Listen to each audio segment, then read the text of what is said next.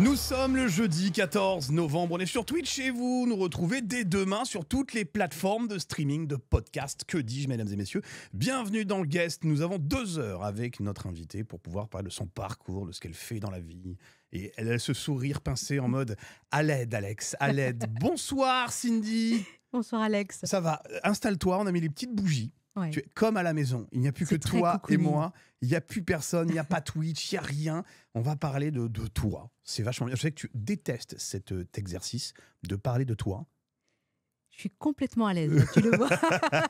Non, mais ça va bien se passer. Cindy, tu as de multiples casquettes, on va y revenir. Aujourd'hui, tu es connue notamment, mais pas que, pour être responsable RSO pour le Hellfest. On va revenir sur qu'est-ce que c'est que le RSO, parce que c'est, tu vois, les gens se posent la question. On va aussi revenir sur ton parcours, ce que tu as fait à côté, ton travail sur l'insertion. Il y a quand même pas mal de sujets où au cœur de ta vie, c'est les autres. Oui, complètement. Tout.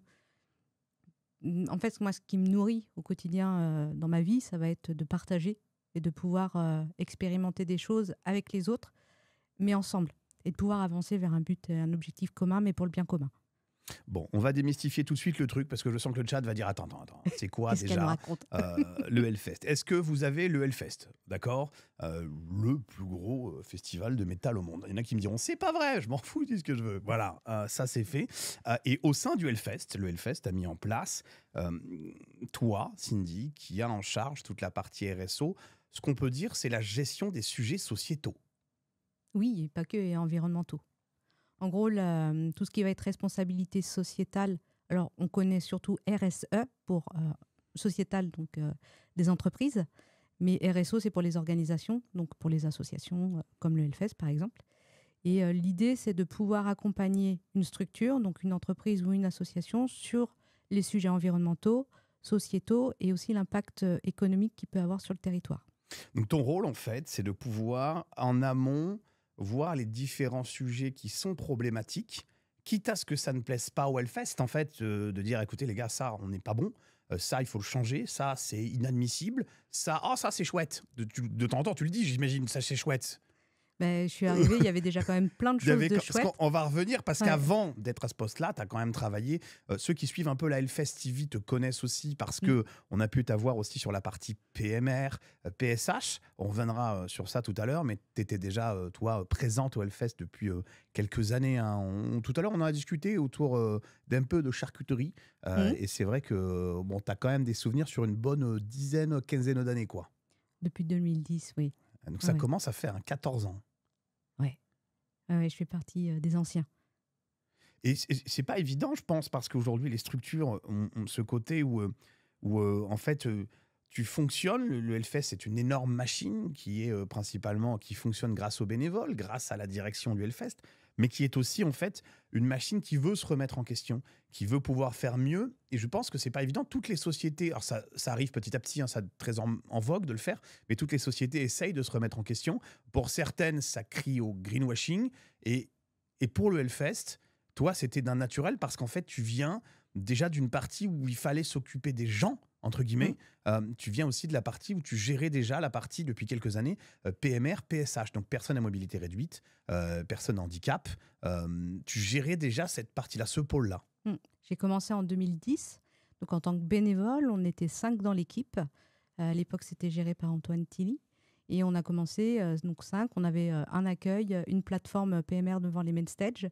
Et suite à ça, naturellement, en fait, j'y suis retournée tous les ans jusqu'en 2018, où là, c'était la dernière année donc, d'Antoine. On était 25 dans l'équipe et j'ai repris la responsabilité donc, fin 2018 du dispositif, qui m'a permis donc, en 2019 de récupérer le dispositif et de devoir le remettre à plat parce que on s'est retrouvé avec plus de 35% de festivaliers en situation de handicap, un nouvel espace parking qui était temporaire, une nouvelle zone camping, donc des challenges juste de fou. Et on avait aussi des plateformes devant toutes les scènes. Donc on a commencé à 35 bénévoles. Et l'année qui a suivi, c'était après Covid et après double édition.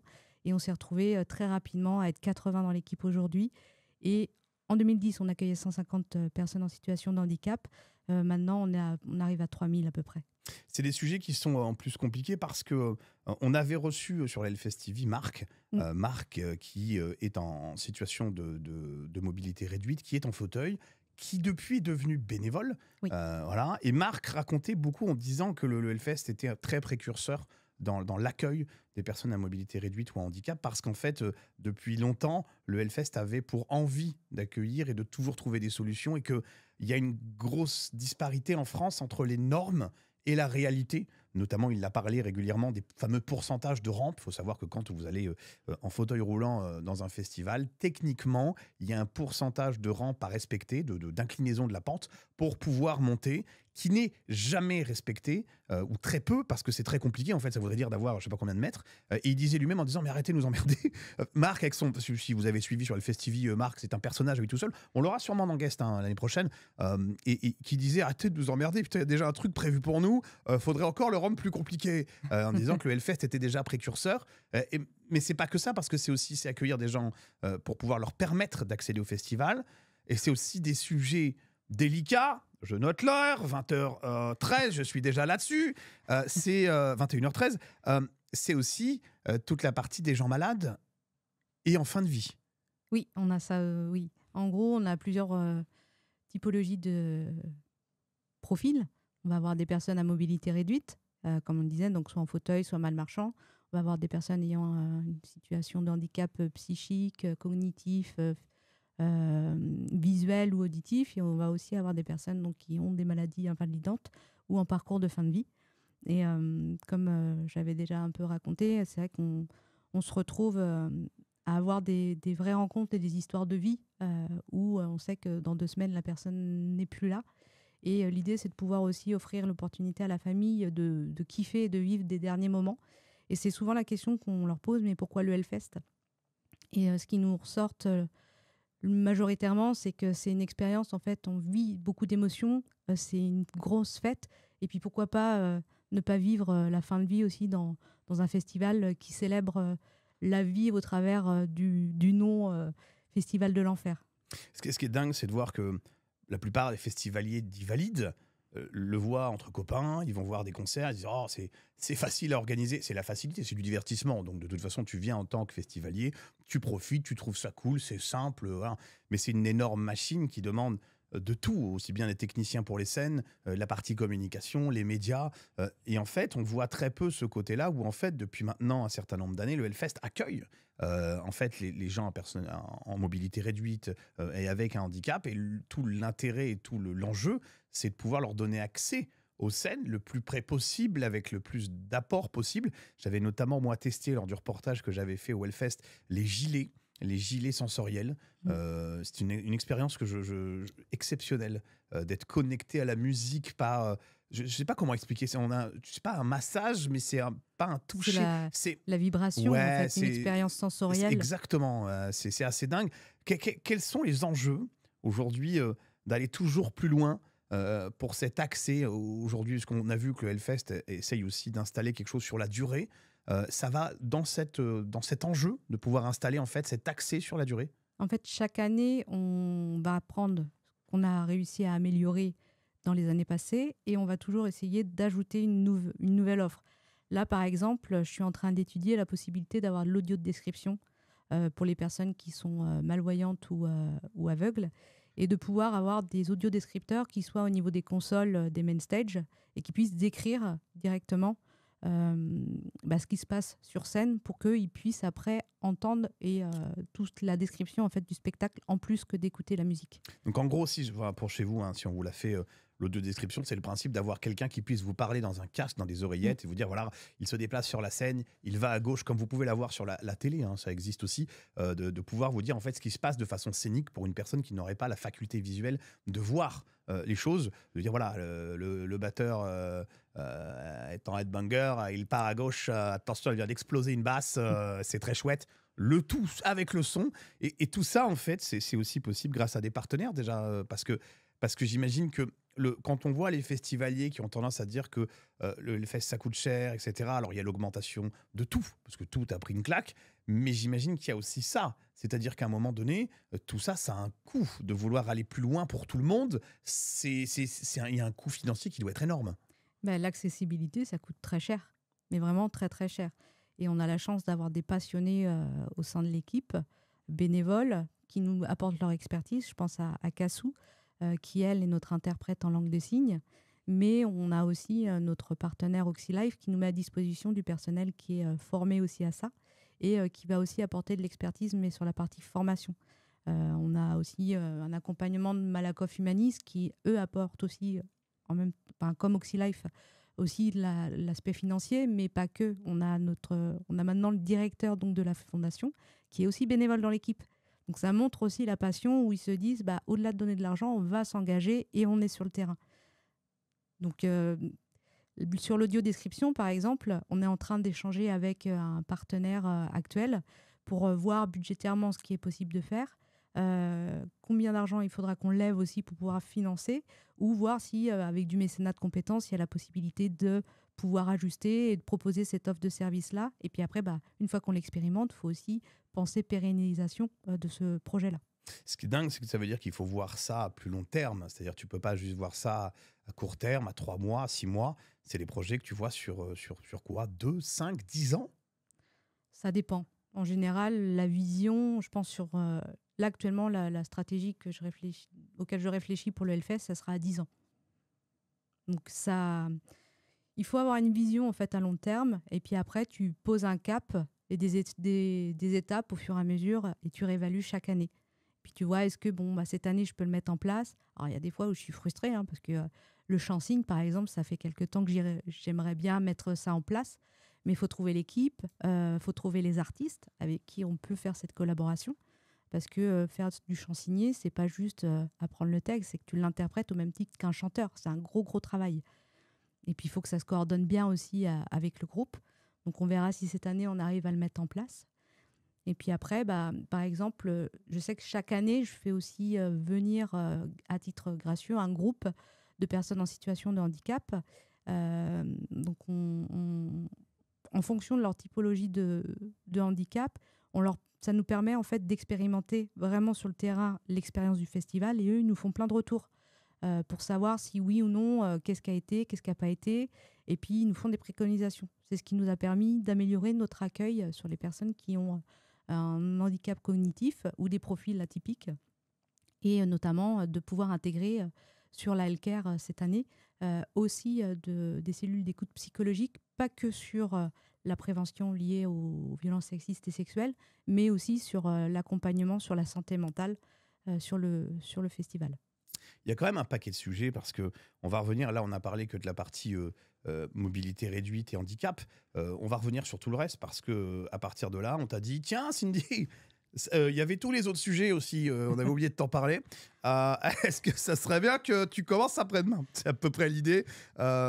Voilà, signe ici s'il te plaît, tu peux signer avec ton sang, écrire 666. Voilà, ça suffira pour l'avocat. Ça veut dire qu'à un moment donné, on t'a dit, voilà, le travail que tu as fait sur cette partie-là fait qu'on a envie que tu puisses aussi nous apporter ton expertise et ta gestion, ton management, pour pouvoir traiter l'ensemble du spectre des enjeux aujourd'hui, sociétaux mais pas que, qui peuvent aujourd'hui toucher de près ou de loin au Hellfest, en interne comme en externe. Donc aussi bien sur comment travailler l'interne, que comment travailler les différents enjeux autour des sujets environnementaux, de la gestion des déchets. On va pouvoir revenir sur tous ces points. Tu m'as dit qu'il y a 7 axes, grosso merdo, aujourd'hui, dans ton travail, dans la façon de gérer. Il y a 7 axes aujourd'hui d'enjeux. Oui, on reprend en fait la norme 26 000, l'ISO 26 000. Donc en gros, il y a plusieurs lois qui sont liées à tous les sujets de RSE, RSO. Dont cette thématique, une qui va concerner la gouvernance. Il va y avoir aussi tous les enjeux donc, environnementaux, les enjeux liés à l'inclusion, la diversité, tout ce qui va concerner aussi les acteurs du territoire, toute la partie apport au territoire, les parties prenantes, les associations, les entreprises avec lesquelles on va collaborer. Il y a vraiment tellement de choses. Il va y avoir la notion de santé au travail, bien-être au travail, Donc c'est tellement de sujets qui sont vastes et qui se corrèlent et qui font du lien ensemble que souvent ils peuvent aussi être liés. La partie handicap, ça en fait partie. Donc c'est vrai que ça demande à avoir une connaissance, on va dire, générale de tout.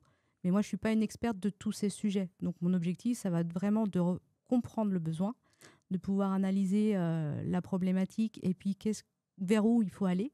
Et puis après, d'aller à la rencontre et à la recherche d'experts qui peuvent nous accompagner sur ces sujets-là, ou de voir déjà, comme ça s'est passé sur le développement de la healthcare, qu'est-ce qu'on a aujourd'hui comme acteurs et comment on va les faire travailler différemment et mieux. Ça ne doit pas être évident parce que ça veut dire il doit y avoir 1 million de sujets en même temps.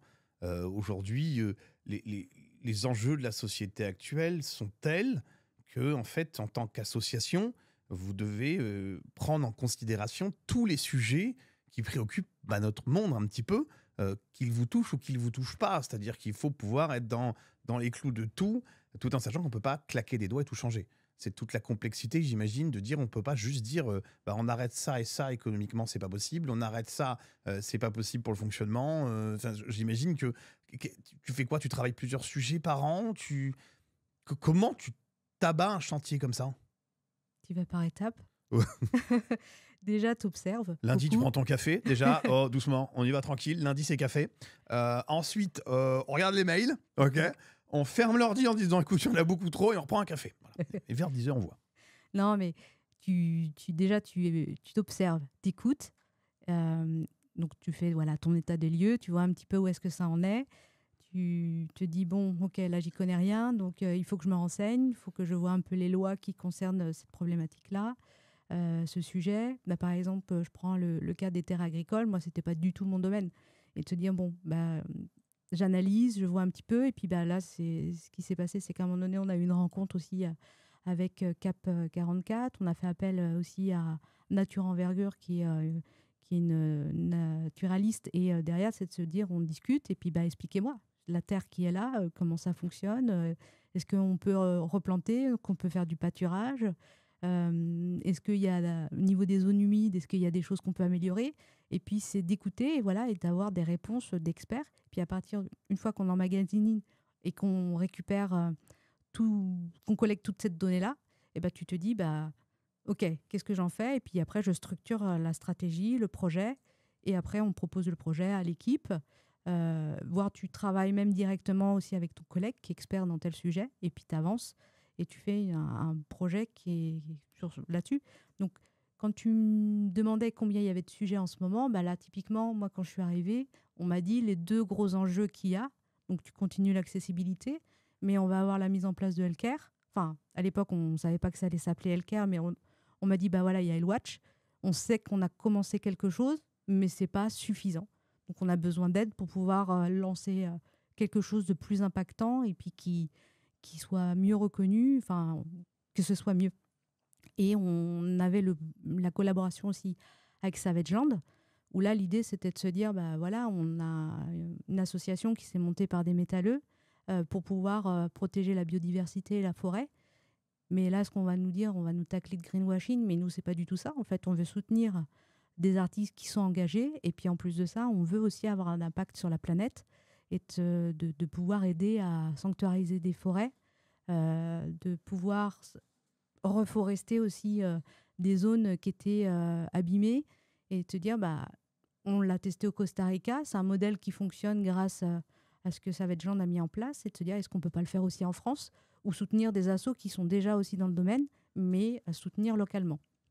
Ce que je trouvais génial, c'est que souvent, quand on parle à des gens responsables d'autant de choses, ils savent tout. Ils sont oui, là, écoutez, on va faire bleu lundi, vert par là. J'aime bien, c'est Cindy, oui. Et là, t'as pensé quoi? J'ai dit, j'ai aucune idée. Écoute-toi bien. J'ai dit, j'y connais rien. Je vais chercher un expert. Je vais poser les questions à tout le monde. Et j'ai presque l'impression que ton métier, et je trouve ça génial, c'est presque un métier de médiateur. C'est-à-dire qu'aujourd'hui, le Hellfest est en demande de dire on n'est pas bons élèves partout et on ne le sera jamais parce qu'un festival, ça brasse beaucoup de gens en très peu de temps, ça a un impact, c'est pas voilà, mais on voudrait faire mieux. Comment on peut y arriver? Et que toi, tu te positionnes pas un peu en personne l'experte, mais en disant, bon, mon rôle, c'est de trouver une solution pour que le Hellfest aille vers le mieux, en tout cas sur les sujets qui les préoccupent, et tout en faisant appel à des gens qui auront la capacité de nous expliquer comment faire. C'est vraiment ça, en fait, aujourd'hui, le travail. Et typiquement, les premiers qui sont concernés, ça va être mes collègues qui ont déjà l'expertise de leur métier, qui mettent en place des choses et se dire comment déjà je peux valoriser tout ce qu'ils ont mis en place qui concerne de la prévention. Je pense sur toute la partie déchets, ils ont fait un travail extraordinaire. Donc, avec Guise, on a pu... voilà, j'ai vraiment écouté tout ce qui avait déjà été mis en place et de se dire, voilà, avec les partenaires auxquels on est déjà en lien, donc je pense à l'entreprise Branjon, c'est comment on peut faire mieux et expliquer encore tout le circuit qui est fait au niveau des festivaliers dans leur gestion de déchets, et puis de se dire, bon, voilà, les copeaux de bois qu'on récupère à la Sûre pour les WC, par exemple, se dire, il y a quand même 130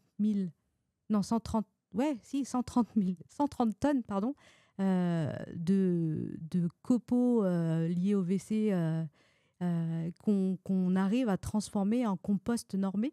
Donc en gros, le caca des festivaliers, si on parle crûment, devient du compost pour les agriculteurs. Et c'est complètement... tu les as lancés, je sens venir sur Internet, je chie pour un agriculteur, les mecs vont se balader, le froc à l'air, let's go. Ils vont demander des parts dans les vignobles après. Tu te rends compte de ce que tu viens de dire? Non, mais c'est chouette parce qu'en fait, c'est pas la chose qu'on retient le plus. C'est-à-dire qu'aujourd'hui, si tu écoutes la partie mainstream des médias, il va y avoir le côté festival violent, non pris en compte, impact écologique énorme. Si tu écoutes ça, et en fait, si tu creuses un peu, tu te rends compte qu'il y a ce côté de dire, écoute, on ne sera jamais les meilleurs élèves, mais on essaye de s'en rapprocher. On fera des bêtises, mais aidez-nous à améliorer les choses. Et j'aime beaucoup cette approche de trouver des solutions pour tout. Et c'est là où on peut que vous dire ça, en fait. De dire que quand vous voulez avoir des informations, allez chercher les bonnes sources. Parce qu'à un moment donné, juste écouter un reportage de 12 secondes sur une... J'avais pas de quoi biper moi-même, parce que sinon j'allais dire le nom et le biper, mais voilà. Je peux le faire, Pierre? Oui. Je peux dire sur TF... Tu bipes pas, très bien. Je me tais alors. Très bien, impeccable. Ça fait plaisir. En plus, ils aiment bien aller au Hellfest, c'est cool. Ils emmèneront du monde. Non, mais voilà, il y a tout ce côté-là. Mais de ce fait-là, là, aujourd'hui, j'imagine, je prends un exemple. Alors, après, dans Guest, on n'est jamais obligé de répondre aux questions. Tu vois, si la question, tu dis, oh là là, le sujet est merdique, tu dis next. Mais on a pu le voir dans les médias il y a quelques jours, l'histoire de l'assainissement, qui a l'air d'être un micmac politique assez violent. J'imagine que tu ne nous apporteras pas de réponse. Mais ça, par exemple, j'imagine que c'est un chantier qui est énorme de trouver un moyen, sans faire appel à nos amis politiques qui, de toute façon, vont vouloir s'approprier un peu tout ce qui bouge. Je crois qu'il nous fait 20 ans qu'ils nous expliquent ça. Alors, on les a bien compris qu'il ne faut pas compter sur eux, mais cette partie-là, j'imagine que c'est un chantier que vous préparez depuis quand même quelques temps. Oui. Après, je n'aurai pas les réponses sur tout, mais je sais que les collègues qui travaillent sur le sujet, et parce que la gestion des eaux usées d'autant de festivaliers à venir par jour, c'est quand même assez énorme. Donc, on ne peut pas, actuellement, le réseau actuel sanitaire n'est pas proportionné à pouvoir accueillir autant d'eau usée, reversée dans ces réseaux-là, parce qu'il y a beaucoup trop de monde et puis que c'est proportionné juste pour quelques maisons qui sont à côté. Et ils ont été ingénieux, hein, ils ont plein de systèmes de poches où on garde de l'eau, les eaux usées, qu'on déverse petit à petit à un certain millimètre, mètre cube par jour pour pas engorger. Et puis en plus, il y a la question aussi de se dire comment il y a de l'eau qui est stagnante, comment on fait pour pas que ça aide l'odeur aussi, et puis au niveau de la santé publique, ça a un impact. Donc c'est une vraie logistique très complexe qui demande aussi beaucoup de négociations et d'échanges. Et c'est là où les équipes sont quand même assez ingénieuses et adaptables. Mais c'est pas tout le temps évident, et c'est aussi la force aussi du festival, c'est de se dire ok, il y a beaucoup de travail, ça c'est dans le do it yourself à fond, ou te dire voilà, il y a une problématique, comment je réagis rapidement et à qui je demande de l'aide avec déjà les partenaires actuels que j'ai. Parce que côté festivalier, il y a le côté je pisse. Tu te demandes pas où ça va, de toute façon, voilà, point. Et côté bénévole ou technique, il y a la première année, je pense, de dire « Oh putain, ça déborde. Comment qu'on fait ?» Bricolage. Parce que la première année, tu n'as pas le choix. Puis tu trouves des solutions. Et en fait, il y a ce côté où ce festival qui, à la base, rassemblait 10 copains, puis 100, puis 1000, puis 10 000, puis voilà. Et puis ça monte, ça monte, ça monte. Il y a tous ces enjeux où, en plus, les gens voudraient devenir toujours plus nombreux. Ça grogne qu'il n'y a pas assez de place, c'est pas vendu au bon moment, la progrès n'est pas annoncée au bon moment où les gens voudraient parce qu'il y a 3 ans et qu'un mec avait dit que voilà. Mais en fait, on ne se rend pas compte que plus le festival a grandi, plus l'infrastructure qui va avec est devenue celle d'une énorme ville sur quelques semaines, en fait. Et qu'il faut trouver des idées et surtout des astuces pour que tout reste cohérent pour tout le monde. Et le tout, j'imagine, a un budget démentiel. Bah, par exemple, pour les toilettes sèches, dans l'idéal, ce serait bien de mettre des toilettes sèches partout et qu'on utilise le moins d'eau possible. Sauf que mettre des toilettes sèches sur le site du festival, c'est pas possible parce qu'on n'a pas suffisamment de place. Donc, notre prestataire a, lui, trouvé des solutions qui permettent de réduire au mieux cette gestion d'eau. Par contre, sur la partie camping festivalier, c'est là où on a pu mettre, et même au niveau du Metal Corner, c'est là où on a pu mettre des toilettes sèches, qui permet aussi de pouvoir tout ça retransformer en compost normé. Mais ouais, en gros, il faut vraiment réfléchir le festival zone par zone, et puis penser même la question d'énergie, se dire, bah voilà, est-ce qu'on peut mettre des panneaux solaires pour pouvoir nourrir en énergie les scènes main stage? Bah non, c'est pas possible. Donc là, on a fait une expérimentation au niveau de l'aire de stationnement Loiselinière où on a mis une grande partie de panneaux photovoltaïques. Donc, c'était équivalent à une centaine de places de véhicules.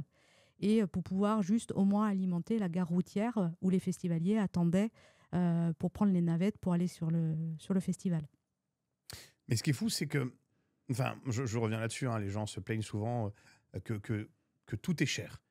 Mais mettre un parking complet de panneaux photovoltaïques, ça coûte un bras de bébé, quoi. C'est pas donné. Ouais, je vois ton oui de la tête en mode j'ai vu passer la facture, on a chialé, mais vraiment. Voilà. Mais, donc en gros, il faut rester dans les sujets sociétaux, il faut prendre tout en considération, mais à la fin, il ne faut pas que le budget il explose, parce que si c'est les festivaliers qui payent, ça gueule aussi. Donc, toute la complexité, elle est de dire comment on se situe. J'imagine que c'est pas... j'imagine que des tests comme vous avez fait là avec le parking complet de panneaux, c'est grâce à des partenariats ou à des apports mécénats d'autres entreprises. Notre fournisseur, donc Agreco, travaille depuis un moment sur le festival et c'est lui qui va fournir tous les groupes qui vont pouvoir permettre d'avoir l'énergie suffisante. Là, on essaye actuellement de pouvoir travailler sur des groupes électrogènes qui sont un peu hybrides. Alors, ça va être un mix, c'est une batterie qui va permettre de se recharger. Et une fois que la batterie elle est déchargée, ça va être le groupe donc, qui va se mettre en marche. Et puis, une fois que le groupe a rechargé la batterie en même temps, ben, ça permet de faire... On a fait une économie à peu près de 1000 litres de fuel par semaine de mémoire. Donc, en gros, on est passé... non, de 1000 litres de fuel, on a dû passer à... bon, voilà, je m'y perds. Mais en gros, on a fait une économie de 80% en fuel par semaine. C'est énorme, parce que je me rappelle que quand ils ont été testés, ça a été beaucoup décrié en disant « Ah, ils nous cachent du panneau solaire, ils n'ont rien compris ». Donc, toute la complexité, là, le 80% d'économie, c'est énorme, ça veut dire que... Mais dans certaines zones, on a pu tester ça. Donc, pas partout. Pas partout. Mais on est obligé de faire des expérimentations en fait, par zone pour savoir est-ce que ça tient déjà en termes d'énergie. Est-ce que ça ne va pas planter en termes d'électricité? Est-ce que Metallica aura du jus pour pouvoir jouer? Voilà. Bon, est-ce que ce débat est normal? Au pire, vous auriez dû l'expérimenter sur Metallica l'année dernière. C'était mon avis. C'est pas grave. Après, là, ce qui est important de faire, c'est déjà de faire un état des lieux chiffré de chaque zone, combien elle a besoin d'énergie. Et une fois qu'on a pu faire cet état des lieux, de se dire maintenant, est-ce qu'on ne peut pas déjà aussi travailler sur la sobriété énergétique? Est-ce qu'il n'y a pas des fois, on a mis un groupe qui avait besoin de temps, et puis on ne peut pas prendre un groupe plus petit. Donc après, ça va être nos équipes en charge de l'électricité, de l'énergie, qui vont travailler sur ce sujet-là, avec lequel on va essayer de réfléchir aussi avec des partenaires sur d'autres solutions complémentaires. Mais c'est vraiment l'expérimentation. Euh, c'est un peu comme une start-up qui va se dire, allez, j'ai 3 mois pour tester tel produit, on le teste, ça marche pas, et puis après on le réévalue et on avance. Ce que les gens ne comprennent pas, pour connaître un petit peu l'envers du décor, c'est que c'est une ville dans une ville. Vous avez toute la partie festivalier, c'est énorme, il y en a partout, il y a des scènes partout.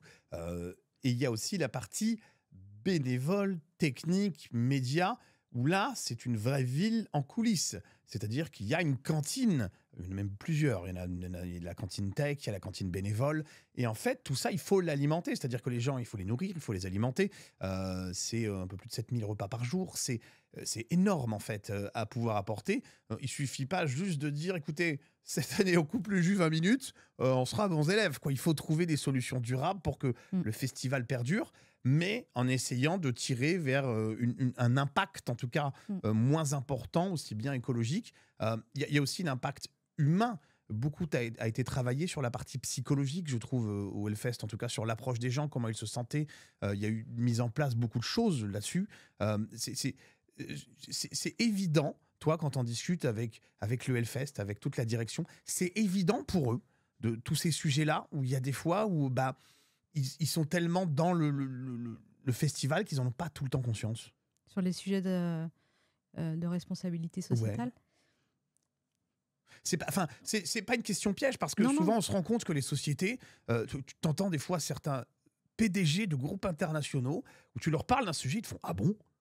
C'est comme s'ils découvraient, voilà, bon, on a ça chez nous. Et en fait, j'ai pas l'impression, tu vois, t'as des groupes, on le citera pas, mais t'as des grands groupes pétroliers, quand ils font ça, c'est histoire de dire, bon, allez, foutez-nous la paix 5 minutes, on va pas les citer, mais voilà, et le mec te dit, il y a pas longtemps, il a été, cette personne dont je parle a été interviewée par Quotidien, et ils lui ont dit, vous avez ça chez vous? Il a dit, oh, vous déconnez. Il dit, non, c'est vrai. Ah bon? Voilà, là, on n'a pas l'impression que ça soit ça, on a l'impression vraiment qu'il y a une volonté d'une transformation du Hellfest dans la durée. Toujours fait partie de l'ADN du festival d'avancer et de poser des questions et d'écouter les festivaliers. Je vois le travail là qu'il fait au niveau de la communication, où derrière ils vont lire tous les commentaires des festivaliers dès que ça va pas, dès qu'il y a quelque chose qui n'a pas fonctionné. Ils disent bon bah là ça n'a pas marché, donc qu'est-ce qu'on améliore et comment on fait mieux l'année prochaine. Et au niveau de mes collègues là-dessus, moi je dirais que j'ai eu cette chance-là d'avoir une équipe qui avait déjà une sensibilité à ça et qui le faisait déjà naturellement sur pas mal de sujets. Donc, tout à l'heure, je parlais de la question des déchets, mais sur la partie alimentation, je sais que Nana a fait un gros travail avec les restaurateurs et pour pouvoir proposer de l'alimentation qui soit locale, où on puisse avoir différents types de menus qui puissent être proposés, avec du vegan aussi. Du vegan à chaque fois. Ouais. Moi, j'ai fait la cuisine pour vous assurer qu'il y a du vegan à chaque fois. Et elle le disait, il y a un énorme travail qui a été fait, parce que c'est pas évident. Au départ, quand tu arrives, ça fait rire tout le monde sur des sujets comme ça. Oh, je pense que c'est un mécanisme de défense de tout le monde. Quand tu sais pas ce que tu vas réellement devoir faire, quand tu es un peu perdu, rigole un coup, puis on verra si ça passe. C'est un mécanisme de défense, hein. Mais c'est vrai que c'est pas. Il y a aussi un travail aussi sur la santé, la santé mentale, la santé physique, comment nourrir les gens, d'où ça vient. Parce que c'est le fameux, c'est pas cher, mais ça a fait 12 allers-retours autour du globe. C'est facile, ça aussi, de souvent des sociétés qui disent, vous avez vu, on fait pas cher. Ah non, mais tu as fait un aller-retour entre la France, la Chine, l'Inde, la Chine, la France. Bah, l'impact, il est pourrave aussi, quoi. Donc, c'est aussi de voir qu'est-ce qu'on peut consommer en local et de bien. Là, typiquement, je sais que parmi un des restaurateurs, sa viande, elle est produite à moins de 20 km. Donc, il y a vraiment cette réflexion là-dessus. Même sur la partie, je pense, tout ce qui va concerner les violences sexistes et sexuelles, on a mis des référents dans chaque secteur, chaque équipe. Et ce qui était intéressant, c'est de voir qu'il n'y avait pas un refus de la part des personnels, on va dire, formés sur ces sujets, à être référents. Et ça fait partie aussi des valeurs d'avoir ce repérage-là. L'idée, c'était de formaliser, de structurer un peu mieux pour que la communication soit plus facilitante.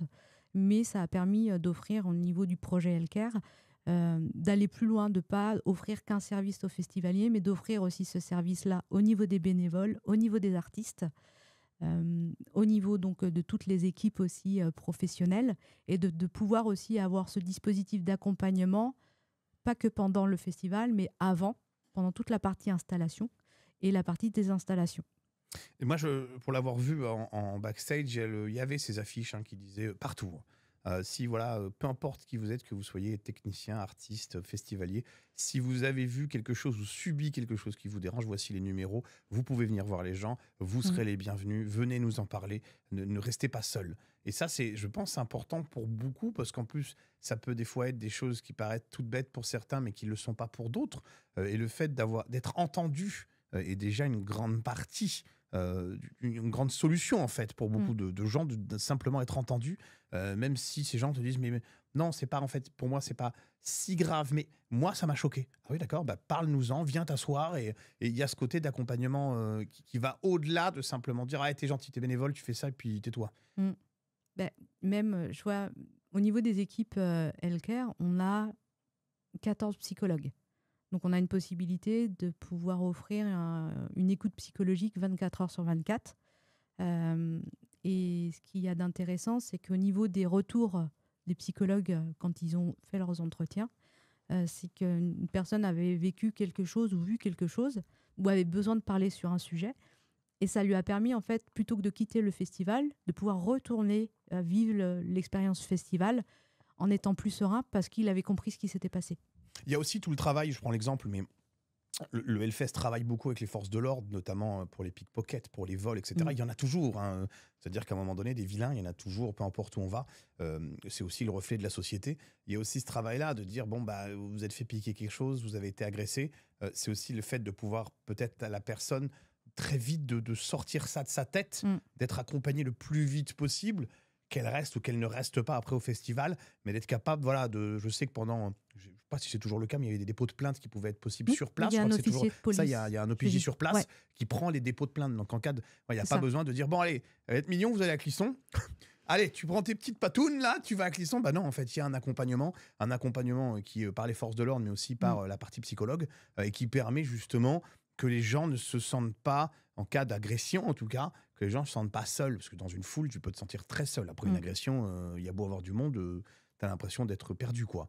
Donc, typiquement, je sais que le premier retour que m'a fait l'équipe quand j'ai proposé le parcours Healthcare, ils m'ont dit ouais, là c'est quand même gros, on fait beaucoup plus que ce qu'un festival devrait avoir à proposer. Et moi, je suis partie en fait de mon expérience terrain que j'ai eue quand je travaillais dans l'insertion professionnelle. Je collaborais avec la plateforme Femmes Victimes de Violences. Et donc, j'avais pu voir un peu les mécanismes et entendu mes collègues échanger sur ce sujet-là. Et l'idée, c'était de se dire, faut vraiment le penser en tant que parcours festivalier ou parcours expérience de la personne. C'est de dire, je vais demander de l'information sur la prévention, j'ai besoin de bouchons d'oreille, j'ai besoin de capote.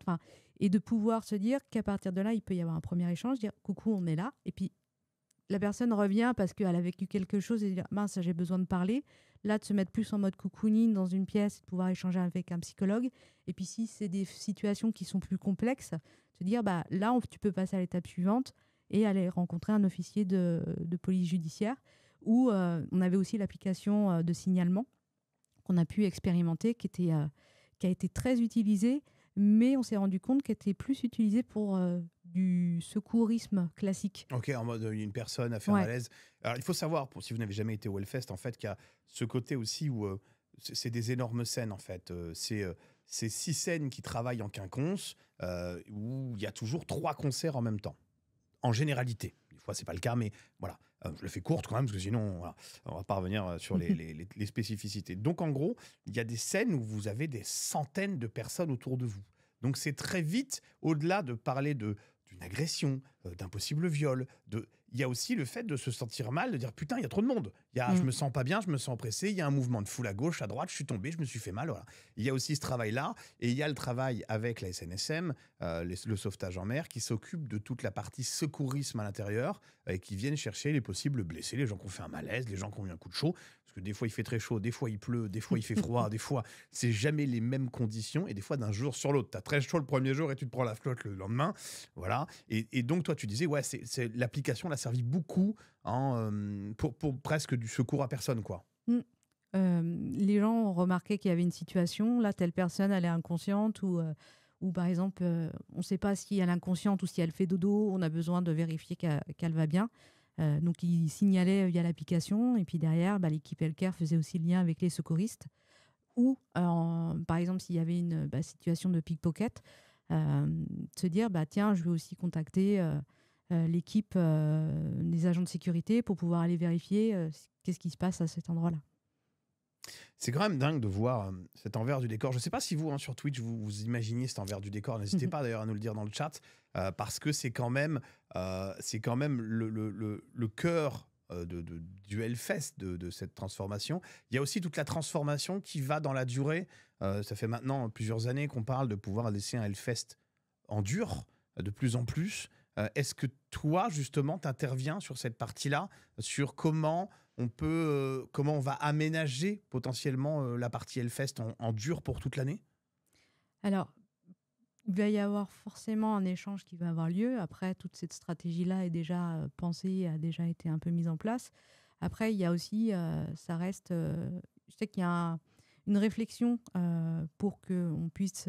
parce qu'il y a le festival, à l'année, les gens vont le visiter. Donc, de lui-même, en fait, c'est devenu un lieu de pèlerinage, un lieu comme une sorte de parc. Et de se dire, tiens, est-ce qu'on ne peut pas valoriser un peu plus les œuvres d'art qu'il peut y avoir sur place? Est-ce qu'on ne peut pas créer une autre histoire, contribuer au développement du tourisme aussi local à travers ça, ce projet-là? Donc après, ça, c'est quelque chose qui va être pensé, réfléchi. Déjà avec le projet de la Gardienne aussi, ça a commencé à être amorcé. Mais il y a aussi cette question de se dire qu'on est aussi sur des terres agricoles, donc on ne fait pas non plus n'importe quoi, et qu'il faut le faire aussi en concertation, réfléchir à comment on met les choses en place. Et il y a aussi, avec les propriétaires aussi qui sont sur place, parce que ce sont des terrains qui sont loués. Il y a juste la partie Hell-City qui appartient au festival. Après, il y a le projet aussi au niveau de l'Oiselinière, où de se dire c'est une aire de stationnement temporaire. Donc à l'année, l'idée, ce serait de réfléchir à comment on peut valoriser cet espace-là et remettre, vu que c'est un terrain agricole, remettre de l'activité agricole dessus. Et puis que ça se combine bien aussi avec l'activité de pouvoir avoir cette aire de stationnement au moment du festival. Il y a eu notamment les initiatives aussi Chapiteau, l'été, qui était très chouette. Oui. Je vais retrouver son nom. Il a un nom, ce Chapiteau. Je ne sais plus comment il s'appelle. J'ai un trou de mémoire aussi. Ok, c'est pas grave. Et c'était très chouette, on pouvait aller boire un coup. Pierre, tu sais? Non. Ok, Pierre, très grand fan du Hellfest, ne sait pas non plus, on est mauvais. Tout va bien. Je ne sais plus comment, si vous savez dans le chat, dites-nous. Qui était très chouette, où tu pouvais aller boire un coup et tout, qui était très très sympa. Je voulais dire le Champignon-Bar, mais ça n'a rien à voir. Le Champignon-Bar n'est pas du tout là. Mais bon, voilà. Mais il y a des initiatives pour faire vivre le lieu tout au long de l'année. Il y a une histoire de brasserie aussi qu'on peut voir arriver parce qu'il y a eu pas mal de communication autour, etc. Donc il y a vraiment une volonté d'être là dans le temps et de pouvoir travailler sur ces sujets. Mais vous avez dit quoi? Le Berlier. Merci Pierre à la réalisation. Qu'est-ce qu'il est fort cet homme. Heureusement qu'il est là parce que sinon on était foutu. Ça disait dans le chat aussi. Voilà. Il y avait dans le chat qui était très très fort. Ma petite Ségo qui disait le Berlier. Bah oui, parce que tu étais allé boire un coup là-bas, Ségo. Voilà. Bon, comme ça au moins. Avant tout ça, parce qu'on parle beaucoup du Hellfest, mais si on parle de toi, t'es un peu hyperactive quand même, j'ai l'impression. Parce que si on doit reprendre quand même, fondatrice de Go Go Good. Oui. D'accord. On va revenir là-dessus. Je vais d'abord faire un peu le palmarès, là. Chanteuse dans un groupe de métal. Oui. Ok. Présidente et fondatrice de Noise Impulsion. Oui. Voilà. On va revenir sur chaque chose après. PMR, PSH, Hellfest, puis Dis donc, Sydney, tu t'ennuies? Allez, papa, on prend tous les sujets sociétaux et environnementaux. Tu dors quand? Je dors pas. Mais tu as parce que- oublié des choses. Oui, j'ai oublié quoi? Mais j'ai aussi été coach et line-up de roller derby. J'avais le temps. Écoutez, je me faisais chier. J'avais rien d'autre à faire. On va revenir sur tout ça. Go Go Good. On peut parler de Noise Impulsion d'abord, parce que je Ok. sais que ça te tient très à cœur. Noise Impulsion, c'est une association qui rassemble un collectif d'artistes rock metal engagés en faveur de l'écologie et de la solidarité. Oui. Est-ce que le pitch est bon? Oui. Il est Raconte-nous bon. cette histoire de Noise Impulsion. Eh ben, Noise Impulsion est né en 2018 et c'est suite en fait à plusieurs voyages que j'ai fait en Indonésie.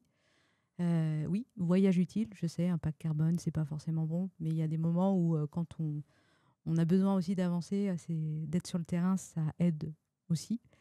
Donc après, c'est une question de parti pris, à partie faite. Mais donc en fait, Noise Impulsion est né vraiment de ces rencontres et de ces voyages en Indonésie où là, j'ai vraiment eu une espèce d'électrochoc face à enfin vraiment tous les déchets qu'il pouvait y avoir sur les plages, dans les rues, sur les îles, dans la mer, et te dire ok, c'est quoi ce bazar? Et se rendre compte qu'en France, on était quand même très privilégiés. Pourtant, j'en avais fait des voyages, et puis, mais de se dire qu'il y avait un réel impact qui était fait aussi à l'autre bout de la planète. Et la deuxième chose, c'est de se rendre compte aussi qu'il y avait une communauté en fait, de rockers et de métalleux qui étaient engagés. Et là, l'idée, c'était de se dire, bah, tiens, est-ce qu'il n'y a pas moyen de faire une collaboration artistique et de parler sur ces sujets-là? L'idée première était de pouvoir amener on va dire, plusieurs artistes, plusieurs groupes à faire une tournée en Indonésie, donc de pouvoir aller sur l'île de Bali à l'île de Java. Parce qu'en fait, à l'île de Bali, il y a le festival Trash Talk, qui est un festival d'artistes engagés qui vont utiliser tous les déchets qu'il y a sur les plages et tout pour pouvoir en faire des œuvres et sensibiliser la population sur ces sujets.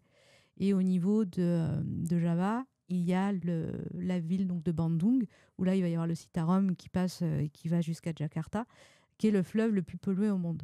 Et il y a eu plusieurs initiatives qui avaient été faites, notamment aussi avec des Français qui avaient parcouru en kayak fabriqué à partir de bouteilles qui avaient été prises dans la rivière pour pouvoir dire, bah voilà, attention, il y a beaucoup de plastique, c'est dangereux. Et je sais que la communauté métal, notamment j'avais rencontré Eman, le chanteur de Jassad, qui est sur Bandung, qui, lui, avait été... qui a embarqué en fait la population qui le suivait, mais aussi les villages alentours, pour pouvoir aller nettoyer le Citarum. Après, ils l'ont fait à leur méthode. Hein. Ils ont pris les plastiques et puis ils l'ont mis sur le côté, ils ont mis de la terre. Bon, avec l'érosion, c'est revenu. On comprend pas. On n'a pas enterré ce truc-là. Mais il y a des initiatives qui étaient Mais ils intéressantes avaient à voir. tenté un truc déjà. Ils avaient tenté. Ils n'étaient pas restés passifs. C'est ça. Mais l'idée, c'était de se dire, bah, en fait, la force de la musique, c'est un super outil pour pouvoir transmettre des messages forts. Et ça, on le voit avec Savage Land aussi. C'est de se dire que c'est un outil, c'est un outil de médiation, un outil de vulgarisation de ce qui se passe, et de se dire bah, comment nous, on peut aussi reprendre le pouvoir. Et c'était un peu ça aussi, de se dire que c'est pas parce qu'on n'est pas des groupes connus qu'on est des artistes amateurs, c'est de se dire comment nous, au niveau local, au niveau avec une collaboration internationale, on peut reprendre le pouvoir sur des initiatives locales et de se dire qu'en fait, on n'est pas impuissant, parce que la problématique environnementale qu'on a aujourd'hui, c'est qu'on peut vite être angoissé et dire « Oh mon Dieu, on va tous mourir, je me cache, je me mets un coussin sous la tête et puis on oublie tout ce qui se passe. » Et non, c'est de se dire bah, comment moi je redeviens acteur et maîtresse de ma vie. Donc toi, tu avais déjà une approche avant, justement, sur toute cette partie de comment on peut rendre pas la planète forcément plus propre, mais moins sale. C'est ça. En tout cas, comment on peut gérer tout ça? C'est drôle ta manière de le dire. Bon, il avait fait les trous, il a foutu ça sur le côté, il avait rebouché. Bon, avec l'érosion, il a plus 3 fois, tout est revenu dans le bordel. Mais oui, c'est la complexité aussi de savoir, tu le disais tout à l'heure, d'être accompagné d'experts. Comment on peut traiter ces déchets? Comment on peut, sachant que des fois, quand tu prends 3 experts différents, ils ne sont pas d'accord. Il te dit non, il faut le faire comme ça. L'autre te dit non, moi j'ai dit comme ça. Je suis mieux, je n'ai rien compris, les gars. Moi, j'ai la technique. Donc c'est ça qui est assez dingue, parce qu'on retrouve aussi dans toute la partie scientifique régulièrement des gens qui refont des études. Qui disent bah non, en fait, avant, il fallait brûler. Mais non, regardez, on brûle, l'impact est pire. Ah bon, bah faut enfouir. Et non, parce que les sols... Et en fait, c'est aussi des fois, malheureusement, en testant et en faisant des études scientifiques qu'on arrive à venir apporter des informations et des solutions. Mais toi, tu avais déjà ce travail sur la partie environnementale, en fait. Là, typiquement, on avait initié des tables rondes et on continue de la faire. Le sujet, c'est la ROC engagée en faveur de l'écologie. Et on met autour de la table à chaque fois, sur cette même thématique, un artiste ou un groupe, un acteur culturel ou un organisateur de festival, une entreprise locale qui a un impact environnemental ou sociétal. Et puis après, on pouvait compléter avec un autre acteur, peut-être à l'international, enfin complémentaire. Mais l'idée, c'était vraiment, en fait, l'idée de cette table ronde, c'est vraiment à chaque fois de pouvoir apporter des parcours, des expérimentations terrain et de pouvoir après derrière apporter des idées et de se dire qu'au niveau local, on peut faire des choses. Et il y a des gens qui se bougent et qui font des choses. Et ça, c'était qu'une casquette de ta vie. Parce que tu vois, parce que là, moi, tu as déjà raconté 20% de la vie des gens. Tu sais, en mode, c'est l'accomplissement d'une personne. Voilà. Mais comme c'était pas assez, tu es parti sur Go Go Good. Oui. Bon, Go Go Good, c'est pas... Il faut que tu l'expliques. Parce que il y a plein de choses avec Go Go Good. Go Go Good, c'est à la base, je voulais créer une start-up à impact où on aurait eu une plateforme digitale où là, on aurait la possibilité d'avoir un parcours vraiment complet du diagnostic à la création de team building RSE et qui sont animés par des associations pour les entreprises. Bon, c'était beaucoup plus complexe et pas du tout rentable. Donc, il a fallu réfléchir à un autre modèle économique et à d'autres expérimentations. Donc, j'ai eu la chance d'être accompagnée par la cantine numérique sur le programme My Amateur. Et ça a permis, en fait, de faire ce fameux test de 3 mois où on voit si ça marche pas. Et puis, donc, dans l'idée, c'était Go Go Good. Aujourd'hui, c'est devenu, en fait, un expert, on va dire, en handicap sur l'accompagnement de l'accessibilité handicap. Et on va faire du diagnostic, on va faire de l'événementiel entreprise avec de la sensibilisation, mais pas de la sensibilisation classique. Ça sera vraiment de la mise en situation où, par exemple, on va te mettre en fauteuil et vas-y, t'y vas. Mets-toi dans la peau de... Comprends pourquoi là, ça marche pas. Voilà. On va te mettre, par exemple, on a un rallye à l'aveugle. Excuse-moi, j'imagine des scènes de fou. C'est alors Didier, tu n'arrives pas en fauteuil, tu comprends pourquoi on veut un aménagement? Je comprends. Je vais le faire tout de suite. Allez, dépêche-toi, prends ta pelle. Tu vois, j'ai vu des scènes surréalistes. Ah ouais. Après, ils faisaient des courses en fauteuil. Ah oui, d'accord. Ils s'éclataient, quoi. Ça n'avait aucun sens. Bon, écoutez... dans les graviers. Ça s'est mal passé au bureau. On a tenté la course dans le gravier. Dans les graviers. Et on leur a fait tester la boccia. Donc là, c'est Marc dont on parlait tout à l'heure qui leur expliquait ce sport qui ressemble à de la pétanque, mais qui n'en est pas. Qui est majoritairement pratiqué par des paraplégiques. Qu'on a vu aux Jeux Olympiques cet été. C'est ça. Maintenant, tout le monde connaît la boccia. Exactement. Avant, personne ne savait. Maintenant, tout le monde fait « Oh, bien sûr, je sais ce que c'est la boccia. » On a fait du cécifoot aussi. Du cécifoot. Tu joues au foot, mais en étant aveugle. Ouais. Voilà. Et si tu l'es pas, on te bande les yeux. Voilà. Après, les rallyes à l'aveugle, tu as quelqu'un qui va te guider par la voie pour que tu puisses aller chercher ton bâton. Les valides se rendent compte à quel point c'est un enfer. Voilà. Ouais, ils se prennent tous les murs. On a fait des fresques peintes à la bouche. Donc, ils étaient avec leur pinceau et ils peignaient à la bouche. Et là, ils ont vu l'enfer que c'était. Et puis, ça fait mal à la mâchoire. On a travaillé pour pouvoir avoir une fresque un peu peinte au numéro pour pouvoir faciliter la chose avec une artiste locale, Kania, qui est une illustratrice et qui est engagée, par exemple, sur vraiment des sujets sociétaux. Qu'est-ce qu'on a eu? Si, on travaille, Kassou, avec qui est une de nos interprètes LSF, propose aussi, je la fais travailler avec Go Go Good, et elle va vraiment proposer aussi des actions où elle va mettre les gens en situation de surdité et dire, et mettre d'autres gens à parler à côté, puis après, les autres personnes, si mince, je dois résoudre telle problématique sans entendre. Et voilà, le fait de mettre les gens dans la situation, tu travailles vraiment sur l'empathie, parce que tu comprends la galère que c'est et tu dis, punaise, il y a des gens qui vivent ça au quotidien. Et puis après, on a eu aussi, avec Au fil de l'entre-deux, l'association avec qui on collabore, eux vont proposer des mises en situation sur la dyslexie, l'autisme, voilà, pour vraiment l'épilepsie. Et donc, ils se retrouvent dans une pièce noire. Enfin, il y a tout un tas de simulations. Ce qui fait qu'ils ressortent, tu fais OK, là, j'ai pas tout compris, mais galère. On a tous ces handicaps qu'on appelait, qu'on appelle invisibles, qui étaient très très mal pris en compte. 80%. C'est-à-dire que la plupart du temps, on disait, bah oui, voilà, tiens, au boulot, on a un handicapé, il est en fauteuil. Voilà. Ok, très bien, merci, très bonne phrase, super. Et en fait, on prenait tous ceux qui avaient les handicaps dits invisibles, on les prenait pas en compte. Donc déjà, on prenait pas bien en compte ceux qu'on voyait. Non. On se dit, bon, voilà, c'est le quota. C'était affreux. Hein, voilà. Ce qui est en train de changer, et tant mieux. Mais il y avait aussi toute la partie invisible. Et il y a aussi de comprendre tout ça, entre l'hyperactivité, parce que ça reste aussi un handicap pour beaucoup, hein, cette hyperactivité, hyperémotivité, tous les facteurs qui font que la personne va avoir besoin de se recentrer pour travailler correctement, etc. Mais tu as tout ce que tu disais. Donc ça, vous, aujourd'hui, l'idée, c'est d'accompagner les entreprises à comprendre, diagnostiquer et trouver des solutions pour leurs collaborateurs qui pourraient justement être dans ces situations-là. C'est ça.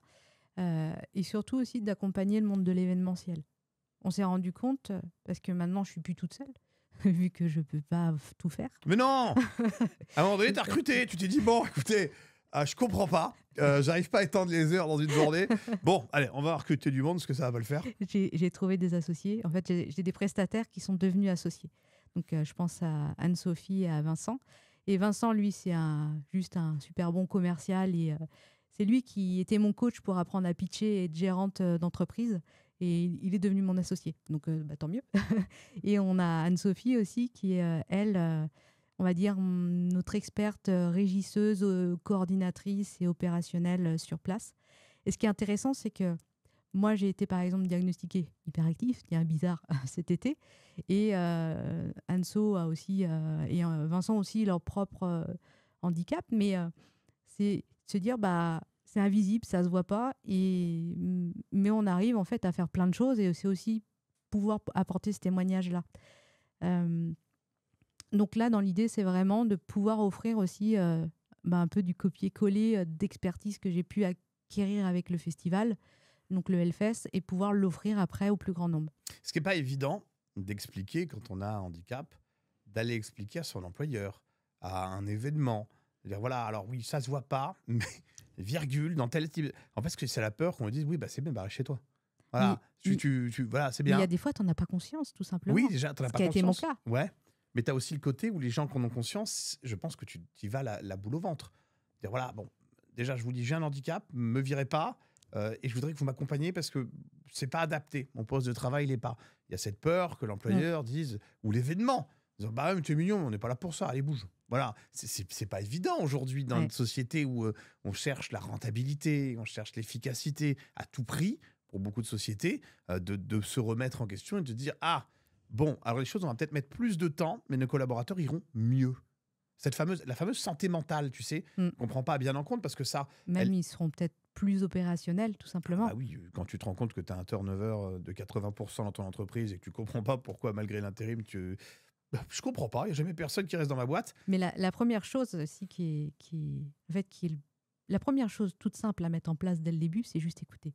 Et juste déjà d'écouter les gens, ça apporte un soulagement de dingue. Et derrière, tu peux réfléchir à des solutions et des mises en place d'actions qui sont toutes simples. Là, typiquement, on est sollicité par la cantine numérique pour pouvoir en fait réfléchir à un gang RH qui aura lieu en mars prochain ou avril prochain, enfin en tout cas en début d'année, et de pouvoir réfléchir et de se dire, tiens... comment on peut expliquer à des personnes qui travaillent dans les ressources humaines qu'on peut faire des choses simplement et juste dédramatiser et dire « Oh, ça va bien se passer ». Et c'est pas si grave que ça, il faut juste travailler en bonne intelligence, écouter et on trouvera des solutions qui sont toutes simples et adaptables. J'ai l'impression qu'il y a une évolution aussi de la société parce que maintenant on dit les choses, ce qu'on ne faisait pas il y a encore quelques années, pour diverses raisons. Mais aujourd'hui, on dit les choses et il y a un vrai travail autour, je le disais, pour tout le monde, peu importe, handicap ou non, de la santé mentale. je pense que le Covid a aussi fait un beau travail là-dessus, si on peut y trouver du positif, c'est que les gens ont fait un point sur eux-mêmes, une espèce d'introspection, se disant voilà, merde, moi j'ai pas envie de faire ça, moi j'ai pas envie de crever, j'ai pas. Donc il y a tout ce travail autour de la santé mentale où, alors on entend encore des phrases qui disent ah, c'est bon, tu vas pas faire un burn-out à 30 ans, sinon on est foutu. Mais on commence à se rendre compte qu'aujourd'hui, lors d'événements, lors au travail, là où on travaille, on a besoin de se sentir bien pour travailler, tout court. Et qu'en fait, sinon, en fait, on vrille à une vitesse folle, que ça soit psychologiquement, mentalement. Enfin, tu vois, je sais pas si tu vois ce que je veux dire, mais on a cette Mm. approche, j'ai l'impression, qui est en train de changer par beaucoup de sociétés qui, bah, des fois, n'osaient pas le dire, mais je sais pas comment faire. Bah, tu vois, typiquement, je me dis que si on avait eu un go go good il y a quelques années et que j'aurais eu une sensibilisation dans mon entreprise, j'aurais peut-être tilté en fait sur ma particularité et ça m'aurait évité de faire 3 burn-out. Tu vois, typiquement. Et juste d'expliquer, de travailler sur la prise de conscience et de dédramatiser les choses et libérer la parole, c'est quelque chose qui est juste déjà un premier pas et énorme. Et je pense qu'il y a un gros travail à faire. Tu parlais des fameux RH. Avec ces gros groupes qui ont des RH, ils sont un peu des robots, des fois. Il y en a très bien, hein, mais moi, j'ai fait dans ma vie une étape à un moment donné où on m'avait promis monts et merveilles. Je viens de l'univers de la communication à la Mm. base, avant de faire saltimbanque sur Internet et en podcast. Et en fait, moi, mon expertise, c'était apporter une expertise de communication pour les sociétés. Et un jour, j'ai été recruté par un grand groupe qui m'a dit allez, on y va, mais d'abord, à Omé d'abord, j'avais pas pigé. Tu dois partir sur le boulot basique qui fait employé téléphonique. Voilà, c'était pour un grand groupe de Mm. télécom, je ne citerai pas son nom pour pas avoir de problème.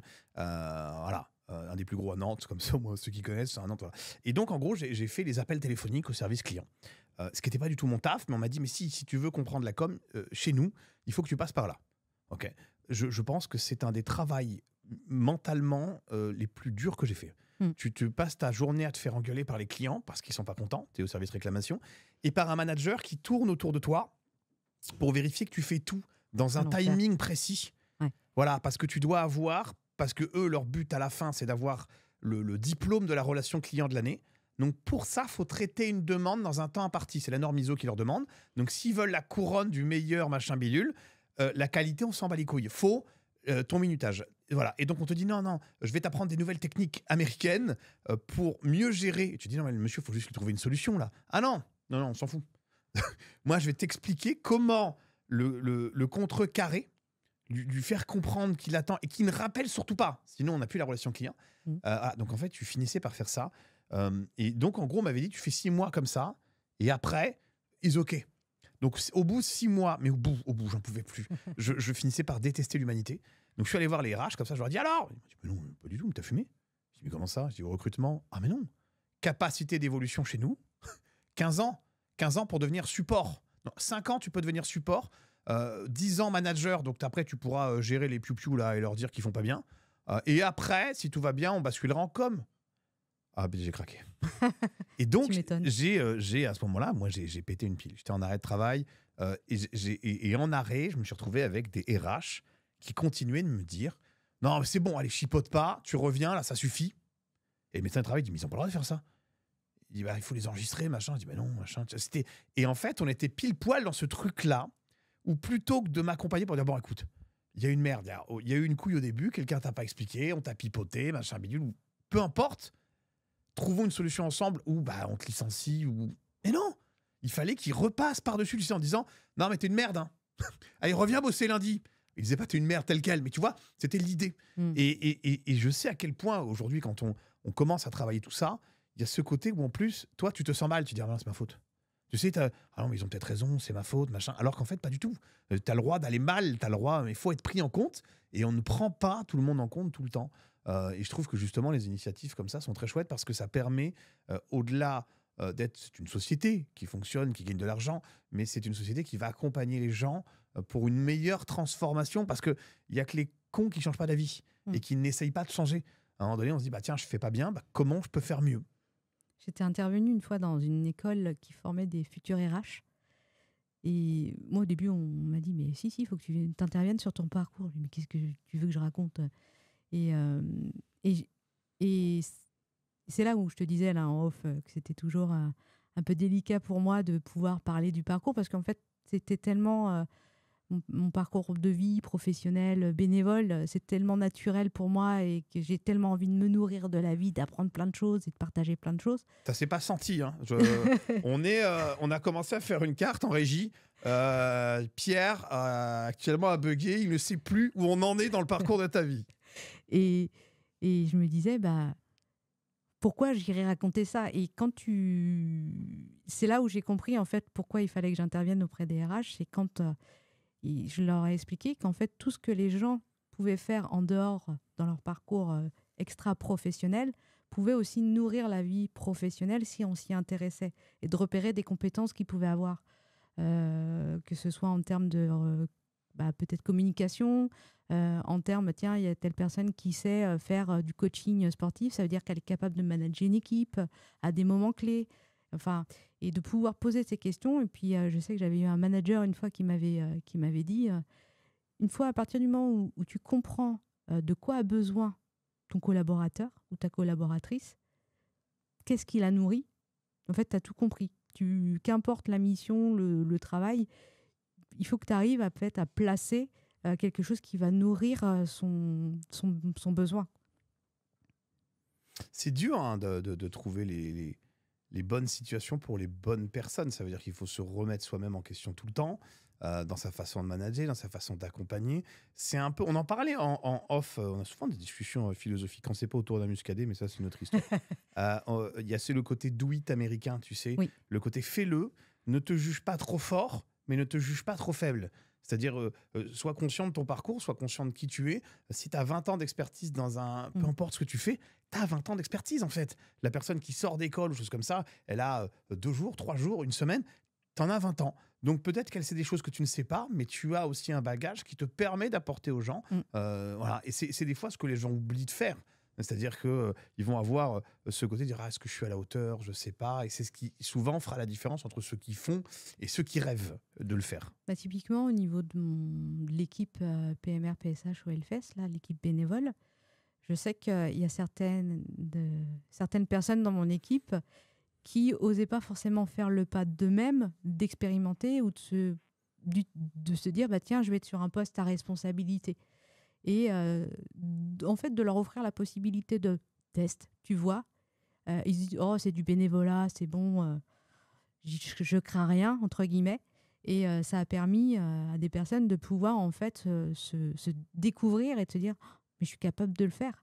Et ça, c'est mes plus belles victoires, de voir en fait comment ils peuvent évoluer. Ou d'autres te dire ah non, c'est pas du tout mon truc, et de pouvoir trouver la bonne place pour qu'elles se sentent bien et qu'elle continue de kiffer son festival et qu'elle continue de se donner à fond pour la cause de l'accessibilité. On a aussi changé cette manière managériale aujourd'hui dans les années, pendant longtemps, enfin, je peux citer les années 80, mais ça marchait en 70, en 60, en 50, etc. Pendant longtemps, on a pensé que manager des gens, c'était leur beugler dessus. C'est vrai, pendant longtemps, on a eu cette phase de dire, si tu n'y arrives pas, c'est que t'es nul. Alors sors-toi les doigts. Voilà, ça a été pendant longtemps. Puis aujourd'hui, on a ce côté où en fait, on reconnaît de plus en plus des bons managers qui disent si tu n'y arrives pas, c'est en partie à cause de moi. C'est-à-dire que je ne t'ai pas donné les outils nécessaires ou l'explication nécessaire pour le faire. Il faut donc que tu te remettes en question, mais moi avec. C'est-à-dire que si tu n'y arrives pas aujourd'hui, c'est que je ne suis pas un bon accompagnant. Est-ce que toi, tu as l'impression aujourd'hui dans les événements que tu accompagnes, les entreprises, les associations, qu'il y a cette réelle prise de conscience que diriger des équipes, diriger des festivals, diriger des entreprises, c'est être aussi capable de se remettre en question. Comme je te disais tout à l'heure, moi je pars du principe que je ne connais pas tout et que j'apprendrai tous les jours, et que ce soit en faisant de la recherche, mais aussi de l'autre avec qui tu vas collaborer et mettre en place des actions.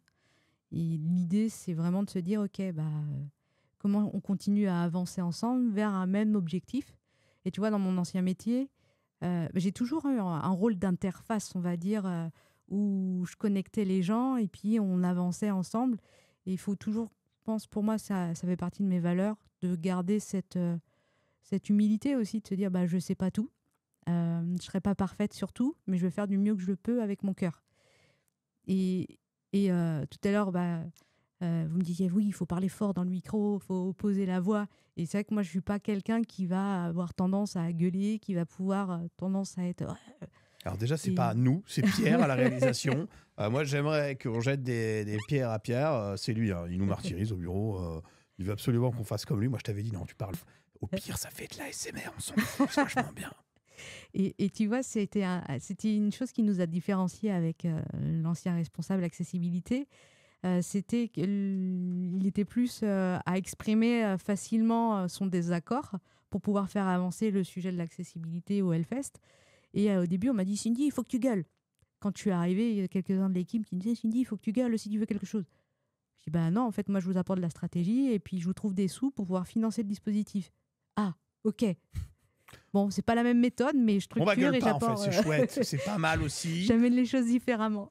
Mais c'est vrai qu'on a plus cette facette de hurler après les gens pour avoir quelque chose, ce qui est pas plus mal, parce qu'en fait, tu te rends compte que plus tu valorises quelqu'un, plus il te donne. C'est exceptionnel de voir ça. Moi, je le vois tous les jours avec nos équipes. Ouais. Alors, ça n'empêche pas des fois de dire, ah non, les gars, vous avez chié là sur ce coup-là, c'est pas fou, quoi.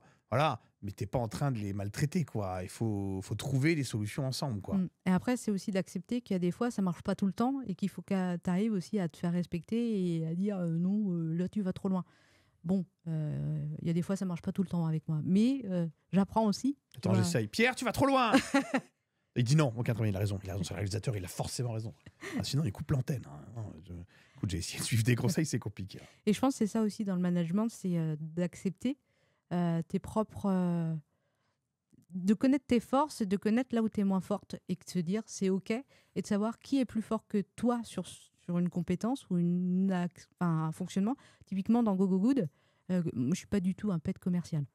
Franchement, c'est pas du tout ma came de me vendre, juste ça. Et tu mets quelqu'un d'autre comme Vincent qui lui, il adore ça et il le fait très bien. Je pense que de toute façon aujourd'hui une société, une association, toute structure doit se vendre. Tu trouves des structures partout. Si tu n'as pas un bon commercial, tu peux avoir la meilleure idée du monde. Tu peux être couché, parce que c'est compliqué en fait. Moi, je sais que c'est pas moi le commercial chez nous. Voilà, parce que moi, je suis côté artistique. J'ai 2-3 idées, mais voilà. Moi, j'ai plein d'idées, mais il faut que je trouve quelqu'un pour les vendre. Parce que c'est dur de se vendre. Hein. C'est ultra hardcore. C'est dur de parler de soi. Oui. Mais ça va, pour l'instant, tu te sens bien? Oui, ça va, donc, je me sens bien avec toi. C'est une discussion canapé, il y a les bougies, c'est exactement l'idée, merci. Voilà, t'as vu Pierre, j'avais raison. Ah là là, j'ai toujours raison quand même un petit peu. Et c'est un petit peu... carrément, le public. Ils sont au moins 1000. Non mais tu vois, c'était l'idée, c'est l'idée de... La foule est en délire. Et vous détendez la foule là. Non mais c'est l'idée de guest en fait, c'est recevoir quelqu'un dans un cadre plutôt intimiste. C'est pas un plateau où tu as 15, 20, 30 personnes qui courent partout. Le moindre geste, en fait, tu te rends compte que tu regardes ce que font les gens. L'idée, c'est de pouvoir parler de quelqu'un, pouvoir nous parler de cette personne, d'où elle vient, et puis aussi de ce qu'elle aime. Et moi, ma question, c'est parce que là, on parle de toi aujourd'hui, il y a quelques années, la Cindy petite. Tu as aspiré à tout ça? Je voulais être ufologue. Alors attends, à la fin, chaque émission, il m'apporte un mot, là. Après, je passe pour un couillon sur les réseaux sociaux. Pierre est déjà en train de noter l'heure d'Alex qui comprend pas ce que c'est qu'un ufologue. Un quoi? Je voulais être ufologue. Tu connais pas? C'est ufologue? Ufologue. Ufologue. Un ufologue. Ufun. Ufi. L'étude des extraterrestres. Ah ouais? Ah mais oui, UFO. Un ufologue. Ah ouais, t'étais... Ben oui, quand tu avais les autres petites filles qui disaient « Moi, je vais être vétérinaire ou infirmière. » Et puis les garçons, pompiers ou... moi, ufologue, la maîtresse, elle me regardait. Elle fait « Quoi ?» Allez, on prend rendez-vous avec les parents tout de suite. Ah oui, t'étais passionné par le côté extraterrestre. Ouais, j'adorais les étoiles, j'adorais... J'avais créé des bouquins dans lesquels je faisais toutes mes enquêtes, je prenais tous les articles de journal. Déjà, je faisais de la veille à ma manière. Il n'y avait pas Internet, mais j'allais chercher les informations, je collectais tout et puis je me donnais mes petites stratégies. Alors ouais, donc il doit se passer ça, ça doit être ça la réalité. Enfin, donc oui, j'étais un peu barrée. Mais créatrice. J'imaginais des univers. C'était sympa. C'est trop chouette. Et alors, bon, voilà. Comment on passe de ufologue à aujourd'hui, là? Il s'est passé quoi entre les deux? Qu'est-ce qui est le parcours entre les deux, entre l'enfant qui veut être ufologue et aujourd'hui? Plein de choses. J'ai fait du patinage artistique pendant plusieurs années. Me suis mis à la guitare. Alors, j'ai commencé par la guitare classique. Je me suis vite ennuyée et je suis passée à la guitare électrique. J'ai dit, maman, tu peux m'acheter une guitare électrique? Bon, c'était pour Noël. J'ai pas réussi à tenir le Noël. J'ai été emprunter la guitare, tester un petit peu, remettre sur l'armoire et puis elle m'a grillée. Bon, c'est pas grave, mais c'était drôle et cette anecdote, elle me la rappelle très souvent. Donc, je lui dis coucou maman. Bon, écoute, c'est très chouette Ben Harper, mais j'aimerais bien passer à la CDC, s'il vous plaît. C'est ça. Et puis, voilà, et c'est là où la passion de la musique est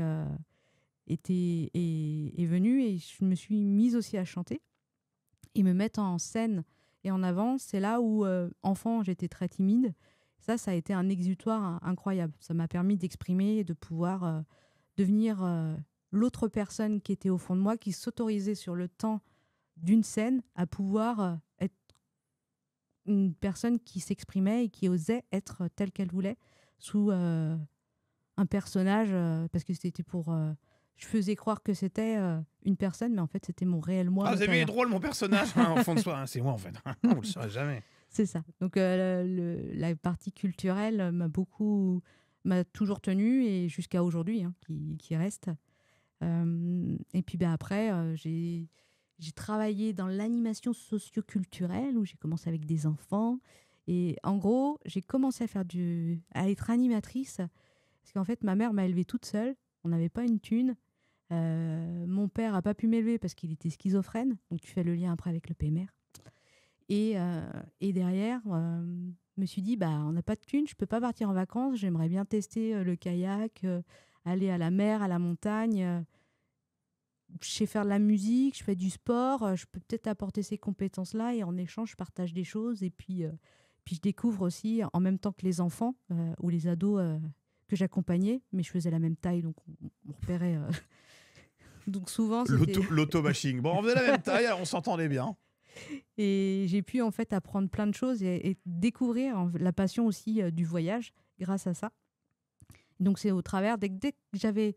Peut-être c'est aussi ce côté do it yourself, c'est te dire, j'ai pas, mais j'ai envie d'accéder et d'expérimenter telle chose. Comment je m'y prends quand t'as pas de thune? Et puis tu mets en place des solutions, des stratégies et du réseau. Et petit à petit, tu arrives à réaliser tes rêves. Je sais que j'aime bien me faire, moi, on va dire, un cahier où dedans, je vais pouvoir mettre tous mes rêves. Je mets une image, je visualise. Et puis, une fois que je l'ai fait, paf, je mets l'image de ma réalisation. Et notamment, je rêvais de pouvoir gravir le Grand Galibier. J'ai pu le faire. Je rêvais de gravir le Merapi, qui est un des volcans assez élevé sur l'île de Java en Indonésie. Je l'ai fait. J'ai fait le Rinjani. Voilà, c'est pratiquement le plus haut d'Indonésie. Bon, j'ai presque réussi à le faire, mais à chaque fois, c'était des challenges, se dire, je suis capable de plus et je veux aller plus loin. Et je suis capable, bordel, je suis capable. Parce que peut-être aussi élever, à chaque fois, peut-être une enfant timide qui était mise de côté, qui se faisait aussi souvent, parce qu'il faut remettre aussi dans le contexte à l'époque, où quand tu étais une enfant qui n'avait pas de papa, typiquement, tout le monde avait déjà une famille, qui avait des frères et sœurs, et chaque fois, j'étais assez moquée. Et pareil, j'étais bonne à l'école, donc les bonnes élèves, ça marchait pas non plus. Ah oui, t'avais pris tous les combos. Ah oui, sans vouloir, mais... À tel point qu'il y a des moments où je faisais exprès de rater les exercices parce que je voulais pas être mis de côté. Vous avez vu, je suis comme vous, hein. Dans ta tête, en fait, non.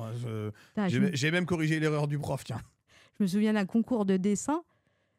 Je gagnais tous les ans. J'ai fait, et puis à un moment donné, j'ai fait non, mais je vais arrêter, quoi. J'ai fait un dessin moche une année parce que je voulais pas gagner. Non, mais moi, je bois tes paroles, en fait. J'ai fait un dessin moche une année parce que je voulais pas gagner. C'est fou. Ouais. Mais on sent que tu en as souffert, en fait, de ce côté. C'est ce qui t'a construit, en fait. C'est ce qui qui t'a donné envie d'aller plus loin. On est au-delà du do it là, en disant je suis capable, je peux le faire.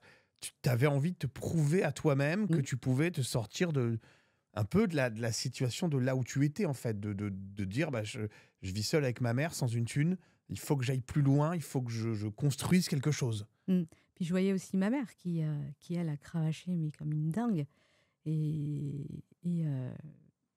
qui a aussi vécu ce qu'une femme peut subir en tant que violence aussi. Elle a tout donné, elle a fait avec ses moyens qu'elle avait.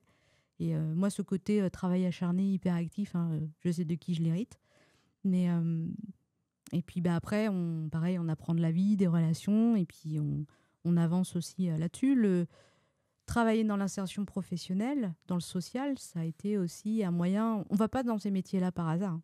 C'est qu'on a aussi besoin d'apprendre et de comprendre des choses. Et moi, ça m'a permis, parce que à mes 25 ans, de me rendre compte. Bon, déjà, on sait que tu as plus de 25 ans. Oui, c'est ça. Tu vois. Mais à mes 25 ans, de me dire, je sais pourquoi j'ai fait du social. Ça y est, j'ai compris pourquoi j'étais dans cette voie-là. Parce qu'à mes 25 ans, je ne savais toujours pas que mon père était schizophrène. On ne savait pas qu'il était malade et tout. Et c'est que je suis retournée le voir à mes 25 ans. Et quand je lui ai parlé, j'ai dit, punaise, c'est comme si je parlais à des gens que j'accompagnais. Et en fait, c'était juste pour me préparer à Donc, ne en fait, pas toi, tu as être choquée de ça. grandi avec ce côté où, si je comprends bien, ta mère a vécu dans la violence un peu avec ton père. Il y a eu séparation. Tu ne savais pas, en disant, je ne sais pas aujourd'hui, il est parti parce qu'il était violent, parce que ma mère n'en pouvait plus, parce qu'il y avait des soucis. Et ensuite, quand tu as accompagné des gens dans la réinsertion, tu as vu ce type de comportement. Et quand tu l'as revu, tu te dis, merde, c'est exactement le même profil, le même. Il y a quelque chose derrière, quelque chose d'autre. C'est pas que de la violence gratuite, il y a autre chose derrière. Et que c'était pas forcément sa faute. Et que c'est OK. Et donc, ça aide aussi à faire ce cheminement, à passer aussi sur la partie étape du pardon de cette histoire-là aussi, de se dire que nos parents, ils font aussi comme ils peuvent avec leur histoire et les moyens qu'ils ont. Ta mère a réussi à comprendre, t'en as parlé avec elle après? Elle m'a accompagnée. Alors, elle n'est pas venue le rencontrer, mais elle était avec moi au moment où on avait rencontré l'infirmière qui nous a expliqué tout ça. Et ça l'a aidé, en fait. Ça lui a permis de se dire, punaise, j'ai vécu ça, mais c'est parce que c'était ça. Et toute sa vie, on lui avait dit, enfin, la belle famille lui avait dit que c'était sa faute si mon père était comme ça. Ah oui, génial! Il y a eu une bonne ambiance, hein. Parce qu'en plus, elle m'a eu à 17 ans. Donc, je te situe la situation. Mais c'est de se dire que voilà, tous les parcours de vie que tu peux avoir, c'est ce qu'il faut utiliser ta souffrance pour en faire une force et te dire, voilà, avec tout ce caca-là, qu'est-ce que j'en fais, comment je l'exploite et comment je peux en faire une énergie positive. Et à partir de là, tu t'es dit, il faut à chaque fois que j'aille continuer à aider des gens. Parce que ton parcours, après, continue à chaque fois dans l'accompagnement. Toi, en fait, j'ai l'impression que tu vises à chaque fois au-dessus. Tiens, je veux faire ça, je rêve de ça, je machin. Mais tu n'oublies jamais pas toute seule. Et en aidant. Et en accompagnant. Oui, parce que l'autre aussi m'apporte et me fait grandir. Je pense qu'à travers ça, tu cherches aussi à ne pas être seul aussi. À te créer une famille à ta manière. L'équipe qui est bénévole pour le Hellfest, c'est majoritairement des amis. Tu as une partie, les potes qui ont créé avec moi l'aventure Noise Impulsion, c'est des amis. Et ils sont assez fous pour me suivre. À chaque fois, je leur dis, j'ai une idée, vous venez. Ouais, vas-y. Pierre, tu as vu que les gens qui ont des idées, c'est pas si mauvais. Après, ils savent me dire, Cindy, il y en a trop là, il faut que tu choisisses ou tu te disperses. Et je leur dis, aidez-moi. Pierre, tu écoutes pas cette partie-là. C'est dur d'avancer comme ça, c'est dur de pouvoir justement aller... Tu penses que tu as atteint, toi, un idéal de vie aujourd'hui? Ou non, on y va encore, let's go. Quand je te disais en off tout à l'heure que en fait c'est tout un cheminement avant d'arriver à le métier entre guillemets qui t'épanouit, dans lequel tu te sens en accord, en sérénité. Pendant 17 ans, j'ai travaillé dans l'insertion professionnelle, mais à côté de ça, j'étais hyperactive, je faisais du bénévolat, j'étais coach de roller derby, J'ai développé Noise, j'étais dans un groupe de musique. À chaque fois, j'essayais d'apprendre. Je passais des formations. J'ai fait une licence en médiation culturelle et com. J'ai passé aussi une autre formation pour devenir en fait directrice de collecte de fonds. Il y avait une école en France qui la faisait, c'était à l'ESSEC à Paris, ils en prenaient que 30. Donc je me suis dit, je dépose mon dossier, mais jamais je vais être prise. Ben, j'ai été prise, j'ai fait wow, j'ai fait OK. Je suis arrivée dans un monde complètement improbable et en même temps, j'avais réussi à négocier avec mon employeur pour qu'il me laisse ce temps-là sur mon temps de travail pour faire la formation. Et alors que c'était pas du tout dans les clous du métier, mais j'ai quand même réussi au sein de mon ancien job à les amener à créer ce poste-là pour expérimenter. Parce que c'est aussi ça mon côté, en fait, c'est que je vais toujours aussi challenger quand je vois un besoin. Je vais challenger aussi mon patron et dire, voilà, il y a cette idée-là. Je sais que tu n'as pas la thune pour pouvoir organiser ça. Ben, on va la trouver, on l'expérimente. Ça marche pas. Ça répond aux besoins ou pas. Mais au moins, on aura expérimenté et ça te coûte 0 €. Et c'est comme ça que j'ai réussi à auto-créer mes postes. Et quand j'ai repris la responsabilité de l'accessibilité PMR, je suis partie sur ce fonctionnement-là. Se dire, si je veux pouvoir faire développer dans l'ambition que je veux l'accessibilité au niveau du festival et aider le festival aussi à être convaincu que c'est nécessaire et important et que ça apporte une plus-value, il faut que j'apporte des moyens aussi financiers pour pouvoir être libre dans ce cadre-là. Et donc, je suis venue avec un projet, toute une stratégie, des partenaires qu'après, on a pu aussi compléter et travailler, collaborer avec Johan, et pour pouvoir offrir une structuration. Est-ce que moi je vois des fois quand les gens prennent le raccourci ou les médias parlent du Hellfest en disant voilà, regardez, l'insertion des gens, elle n'est pas dedans, niveau handicap, c'est nul, choses comme ça. Ça te touche personnellement, après autant d'années à travailler dans l'insertion, dans l'accompagnement, dans le handicap, d'entendre des gens en fait, qui ont pris des raccourcis exceptionnels pour en parler à des centaines de milliers de personnes. Ça te touche, toi, quand on entend de la merde comme ça? Moi, ce qui m'a surpris, c'est de faire un... Avant, je faisais des interviews donc, pour Noise Impulsion ou pour mon boulot. Je savais qu'au niveau des retours de témoignages journalistiques, c'était à peu près, mais ça n'avait pas autant d'impact. Et là, tu te rends compte qu'il y a vraiment un autre gap et j'ai été surprise de ce côté très vindicatif à essayer de creuser et un peu aussi pas forcément cool, tu vois, avec Putaclic. certains. Ouais, voilà, Ouais, putaclic. putaclic, hein. J'ai pas compris. En fait, à un moment donné, ils ont fait un raccourci sur un truc que j'ai dit. Mais j'ai pas dit ça. C'était pas comme ça. Et se dire, bon, ok, c'est peut-être aussi moi, il faut mieux travailler ma communication. Et puis, je vais apprendre aussi à communiquer sur un niveau aussi comme ça, tel qu'on attend du festival. Et c'est vrai qu'on se rend compte que maintenant, le festival est tellement connu, il y a des grands enjeux.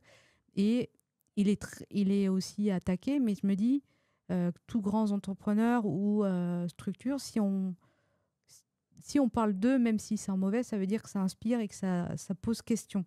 Et donc, c'est de se dire, OK, bon, c'est pas tout le temps agréable.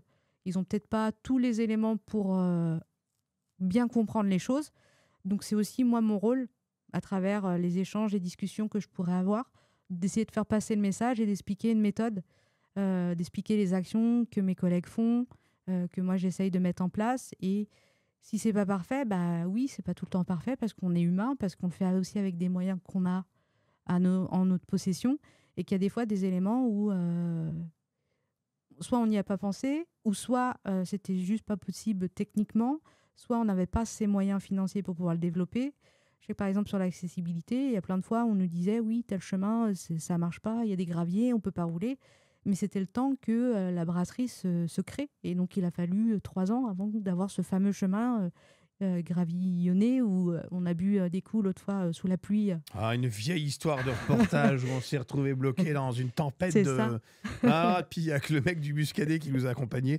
L'alcool est dangereux pour la santé, à consommer avec modération. Mais oui, cette sombre histoire de gravier, j'étais là. Tu la vois.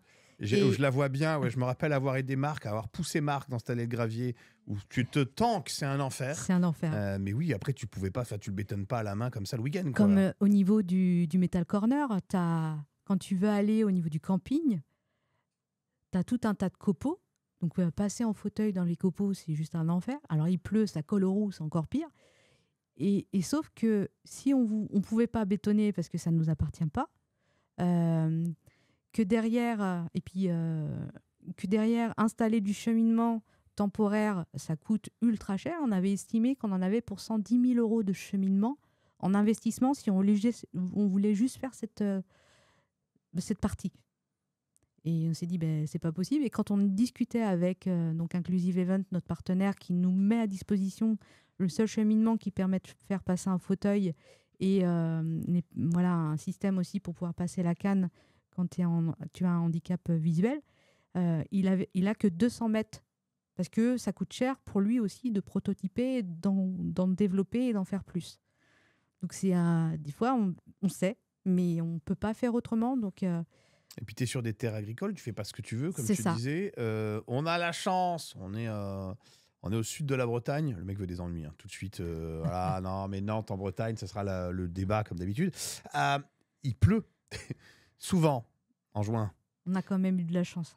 Ouais, mais il y a des fois on n'a pas de chance. Et quand il pleut bien, on boit du muscadet. Oui, mais il y a beaucoup de boue.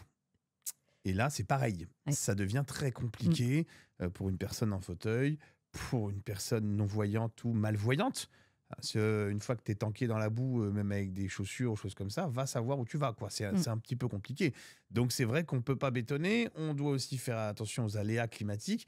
À chaque fois, c'est des prises de tête pour trouver des solutions, quoi. Bah là, typiquement, cette année, on a, pour la Valais, vu qu'on a changé, enfin, on avait changé l'année dernière d'emplacement, pour la Valais, on a fait un deal avec Terre du Son qui nous prête du cheminement.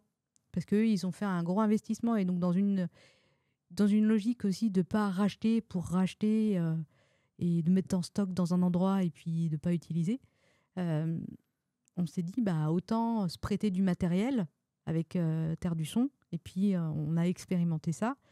Nous, dans l'idée, c'est qu'on puisse leur mettre à disposition des kits mâles qu'on utilise sur chaque plateforme. Avec dedans, tu vas avoir des chargeurs de batterie pour fauteuil, tu vas avoir des casques anti-bruit, enfin tout un tas de petits matériels, des ombrelles quand il pleut, où ils font aussi anti-UV. Donc ça, c'est intéressant quand tu n'as pas la capacité aussi au niveau de ta peau à la réguler en température. Donc voilà, tout un tas de petits kits. Et plutôt que de racheter, bah, autant d'avoir une solidarité aussi entre nous. Depuis lundi, les viewers ont pu poser des questions. Sur Instagram. Oui, c'était sur Instagram. Je cherchais, je regardais Vanny. Vanny, qu'est-ce qu'on a fait déjà lundi? Fin de semaine. Hein. On a Martin qui posait une question. C'est Martin sur Insta qui disait: qu'est-ce que tu aimes le plus dans le Hellfest? Qu'est-ce qui te motive à participer à l'organisation de ce festival tous les ans? La chose, moi, je vais retenir en fait quand j'ai découvert la communauté métal. Parce qu'avant, je faisais du rock, comme je te disais tout à l'heure. J'ai commencé par la musique rock, chanteuse, tout. Et à mes 29 ans, j'ai découvert la communauté métal et cette capacité de se dire on est capable de faire plein de choses, beaucoup de do-it-yourself, cette solidarité et de se dire aussi qu'en tant que femme, eh ben je peux trouver ma place et je suis respectée en fait et je suis pas jugée. Et c'est là où j'ai voulu en fait participer. Donc j'ai commencé en tant que bénévole et j'ai vraiment trouvé en fait ce moment où c'était mon moment sacralisé, où j'avais cette liberté de pouvoir être et de m'exprimer et d'être reconnue aussi dans cet univers. Je me suis trouvée à ma place. La communauté métalleux, souvent on en parle parce que c'est tatouage, grosse barbe. Alors c'est vrai, il faut que j'aille chez le coiffeur, je sais, c'est prévu, mais c'est un enfer de trouver un coiffeur. 15 jours d'attente. Non. Si. Tu vas pas au bon endroit. Mais parce que j'ai mon coiffeur à moi, je l'aime bien. Il sait s'occuper de moi. Voilà. Mais la communauté métalleuse, souvent, c'est des gros nounours. On en a vu un paquet. Hein. Quand ils flottent, Marc, c'était le premier à dire, t'as 4 mecs qui arrivent, qui disent, faut qu'on t'emmène, allez hop ouais. Il lève le truc au-dessus de l'épaule, on est parti. Tu veux aller où? On t'emmène où tu veux. Et puis tu peux demander, tu y vas. C'est ça qui est fou. C'est ça que il y a énormément. C'est souvent la partie métal fait peur vu de l'externe, de l'extérieur, parce que il y a ce côté un petit peu agressif dans le physique. Tu vois, souvent, c'est des mecs un peu mastoc, avec de la grosse barbe, des tatouages de partout, des bagues. Donc, c'est vrai que si tu juges sur le physique, tu te dis, ah non, Mm. putain, on se faire péter la gueule. Mais pas du tout. C'est souvent des gros de l'ours. Voilà, et c'est vrai que tu es pris pour ce que tu es. C'est vrai que c'est quand tu vas au Hellfest, tu as l'impression d'être dans un endroit où, peu importe comment tu es habillé et comment tu te comportes, tant que tu es respectueux, tout le monde le sera Mm. avec toi. Et tu es pris pour qui tu es. Et dans la musique, juste cette énergie, en fait, ça te libère quelque chose. Tu, enfin, je sais pas comment expliquer, mais quand je discutais avec Man, le chanteur de Jassad, lui, il est musulman, chaman, donc en Indonésie, je lui disais, mais comment ça se gère, en fait, le métal, la culture, enfin, la religion musulmane. Et lui, il m'expliquait, mais pour moi, en fait, c'est un élément libérateur et j'aide des jeunes à se libérer et de se dire qu'à travers la musique, tu peux lâcher, tu peux exprimer des choses. Et la musique métal est très, très puissante pour ça. On avait Tom, toujours sur Insta, qui dit Tom Star, est-ce que c'est difficile de faire un festival métal aujourd'hui en France? J'ai l'impression que tous les ans, moi, je vais compléter ce que dit Tom, tous les ans, il n'y a pas encore une annonce qu'il y a déjà des scandales sortis de... Voilà, attention, hein. Attendez, on n'a rien dit encore. C'est dur d'organiser, de créer un festival métal, là, en 2024. Je pense que c'est une question à poser à Ben. Oui, Ben, qu'est-ce que tu arrives pas là? Mais de ce que j'ai pu voir, c'est que, en tout cas, Ben et Johan, ils ont fait un sacré boulot. Ils avaient un rêve, ils se sont dit, on y va. On veut vulgariser, entre guillemets, faire démocratiser, plutôt le terme, démocratiser cette musique. C'est une culture, c'est une esthétique, c'est des valeurs, c'est un écosystème, et c'est de faire connaître et de dédramatiser aussi ce côté satanisme et de se dire, bah, ils ont réussi leur coup parce qu'on a de plus en plus de personnes qui ne connaissent pas cette culture et qui sont curieux. Ma mère, la première, hein, elle n'est pas du tout, elle, c'était du Sardou, c'était du Manique qu'elle écoutait et elle vient à tous mes concerts que je peux faire. Et puis, pareil, tous les concerts que les copains peuvent avoir de métal, elle est devant, elle met le t-shirt du groupe et puis c'est parti, quoi. Elle a juste demandé les lacs du Connemara version métal. Voilà, c'était la seule condition. Je viens, mais vous m'explosez ça, s'il vous plaît, s'il vous plaît. Est-ce que aujourd'hui, en fait, on le voit, c'est pas un est-ce que, c'était plus, je rebondissais là-dessus sur la partie Hellfest Kids.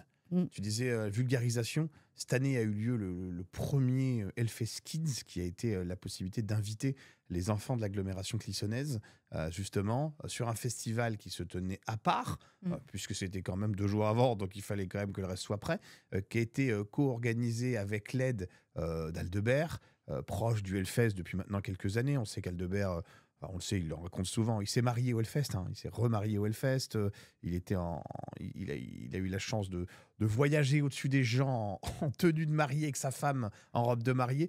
C'était une façon de vulgariser aussi énorme, de pouvoir accompagner les enfants pour leur montrer un petit peu les musiques extrêmes, pouvoir faire justement du air guitar, pouvoir avoir leur premier concert et pouvoir justement accompagner justement dans la musique. C'est une énorme vulgarisation de pouvoir faire ça.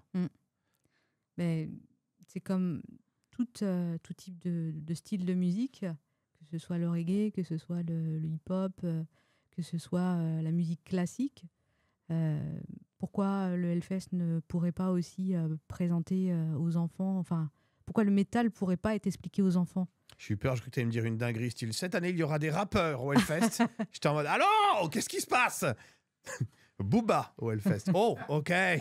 Bon, ça va, je vais encore avoir des problèmes moi, dans cette histoire. Pour moi, ça fait partie de l'éducation en général de la musique. Ah, j'avais la question d'après, c'était plutôt Slipknot ou Linkin Park. Je vais répondre pour toi, pas Slipknot. Non. Voilà, comme quoi, t'as pas dit Linkin Park, mais pas Slipknot. Voilà, je savais ça. Après, je reconnais leur esthétique et leur masque, leur créativité. Mais c'est pas mon style. Marius Sorus qui dit, ah, la question est compliquée.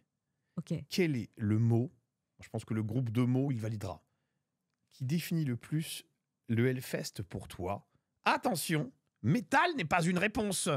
Et voilà, vous avez 4 heures. de famille. Oh là là, c'est beau. C'est vrai que c'est une famille. On rentre pas comme ça au Non. Hellfest. Il y a un côté, on en parlait en off. Il suffit pas d'arriver et de dire bonjour. Alors moi, je suis prestataire, je pourrais vous faire moins cher, je suis trop fort. C'est pas comme ça que ça fonctionne. On a l'impression que tout le monde est passé par la case ou bénévole ou proche ou pseudo bénévole qui est venu filer un coup de main, sur qui on a pu voir qu'on pouvait compter. Aujourd'hui, c'est tellement une machine qu'on peut pas se permettre d'avoir des gens qui partent en couille, qui font n'importe quoi. Il y a ce côté où aujourd'hui, il y a besoin d'avoir de la confiance dans les gens. Je valide. T'as tout décrit. C'est vrai? Ouais. Merde, j'ai tout fait tout seul. Mais non, moi, c'était pour te lancer sur le sujet famille. Pourquoi famille? Ben, tu l'as dit. Tout en comme t'as fait. dit, Alex. C'était exactement ça. T'arrives, t'es avec ta bande de copains, et puis après, tu rencontres d'autres gens, tu partages des valeurs, que ce soit de solidarité, d'entraide, t'es dans la galère et tu trouves des solutions, tu bricoles des trucs. Enfin, en fait, c'est pas impossible. Ce sera juste pas enfin, quand tu te lances dans une action, c'est que se dire que c'est pas impossible, mais que tu peux faire des choses. Donc ça a ce côté rêver plus grand, et puis tu arriveras à réaliser tes rêves.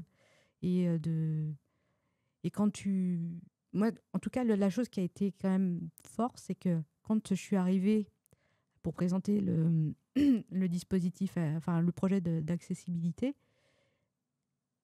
la première chose en fait qui me vient là, c'est vraiment cette notion de confiance. Se dire, vas-y, on te donne carte blanche, on te fait confiance, t'y vas. Tout n'était pas parfait avec l'équipe, quand on a repris le dispositif, mais il y avait se dire, ah, si, mais déjà, t'étais là, merci, et t'as été jusqu'au bout. Et d'avoir, voilà, on te donne ta chance, et on t'accompagne, et puis derrière, t'as cette entraide, et là, par exemple, ma veste, il y a une veste crew qui est offerte aux responsables. Je l'ai eue en 2022. Donc, tu vois, j'ai commencé en 2010. Et c'est OK. En fait, et c'est vrai que quand je l'ai eue, c'était un cadeau. C'était, ça y est, je fais partie de la famille. C'est presque comme un trophée. En fait, c'est peut-être. Ça a de la valeur. Ça a de la valeur sentimentale et tu sais que tu l'as gagné. Ouais. Et c'est vrai que quand c'est arrivé que des jeunes bénévoles arrivent, et au bout de 2 ans, parce qu'ils sont référents sur une mission temporaire, ou même une personne qui est là depuis 10 ans, mais qui est là juste 4 jours pendant le festival, me dit, est-ce que je peux avoir ma veste Hellfest? Je lui dis, écoute, non. En fait, c'est quelque chose qui se mérite. Pour moi, ceux qui l'ont, c'est aussi des gens qui ont cravaché, qui ont donné énormément de leur temps en dehors du festival pour faire que le festival aussi ait accès. Alors après, c'est peut-être pas le cas dans toutes les équipes, mais en tout cas, pour moi, ça a une valeur. Le mot de la fin. Ça fait 2 heures qu'on est ensemble déjà. Ouais. Ça passe vite, hein. Ouais, si t'as quelque chose... ça me fait plaisir. Ça me fait plaisir. Ça veut dire que c'était chouette. J'ai failli foutre le feu au studio en jetant mes fiches sur la bougie. Ça veut dire que t'étais bien. Ça, c'est chouette. Le mot de la fin, Cindy, si t'as quelque chose à dire aux gens, un conseil, une envie, voilà. Mon conseil, ce serait garder confiance en vous. Vous avez une idée, un rêve, allez le chercher. En fait, rien impossible. C'est juste que vous avez un cap. Ça sera peut-être pas la tronche que vous aviez pensé au début, votre rêve. Mais en fait, toutes les étapes et tout le chemin, c'est ça qui va faire de vous une meilleure personne, et qui vous fera grandir, et qui fera que quand vous arrivez à mon âge, vous serez bien. Et on sait que tu as plus de 22 ans. Ça, on le sait depuis le début. Le livre, d'ailleurs, pour aller tout droit, il faut aller sur les côtés, de Cindy, sortira mardi chez Plomb. Merci beaucoup, Cindy. Merci d'avoir été mon invité de guest cette semaine pour pouvoir nous parler pour ton accueil de toi. Et l'invitation. C'était très, très cool. Merci à toi. Mesdames et messieurs, vous retrouverez ce podcast dès demain sur toutes les plateformes de streaming. Merci à vous. Merci à Pierre à la réalisation, Vanny à la communication, Hugo et toutes les équipes sur la partie commerciale et tout le tétouin. Merci beaucoup, Cindy. C'était un grand plaisir de t'avoir. On se croise plusieurs fois par an et c'est toujours un véritable plaisir. Merci à toi. C'est réciproque. Et trop bien. Mesdames et messieurs, merci à vous. On se retrouve demain en live. Je vous souhaite une excellente soirée. J'espère que vous avez passé un bon moment. Salut. C'était Guest avec Cindy. Salut.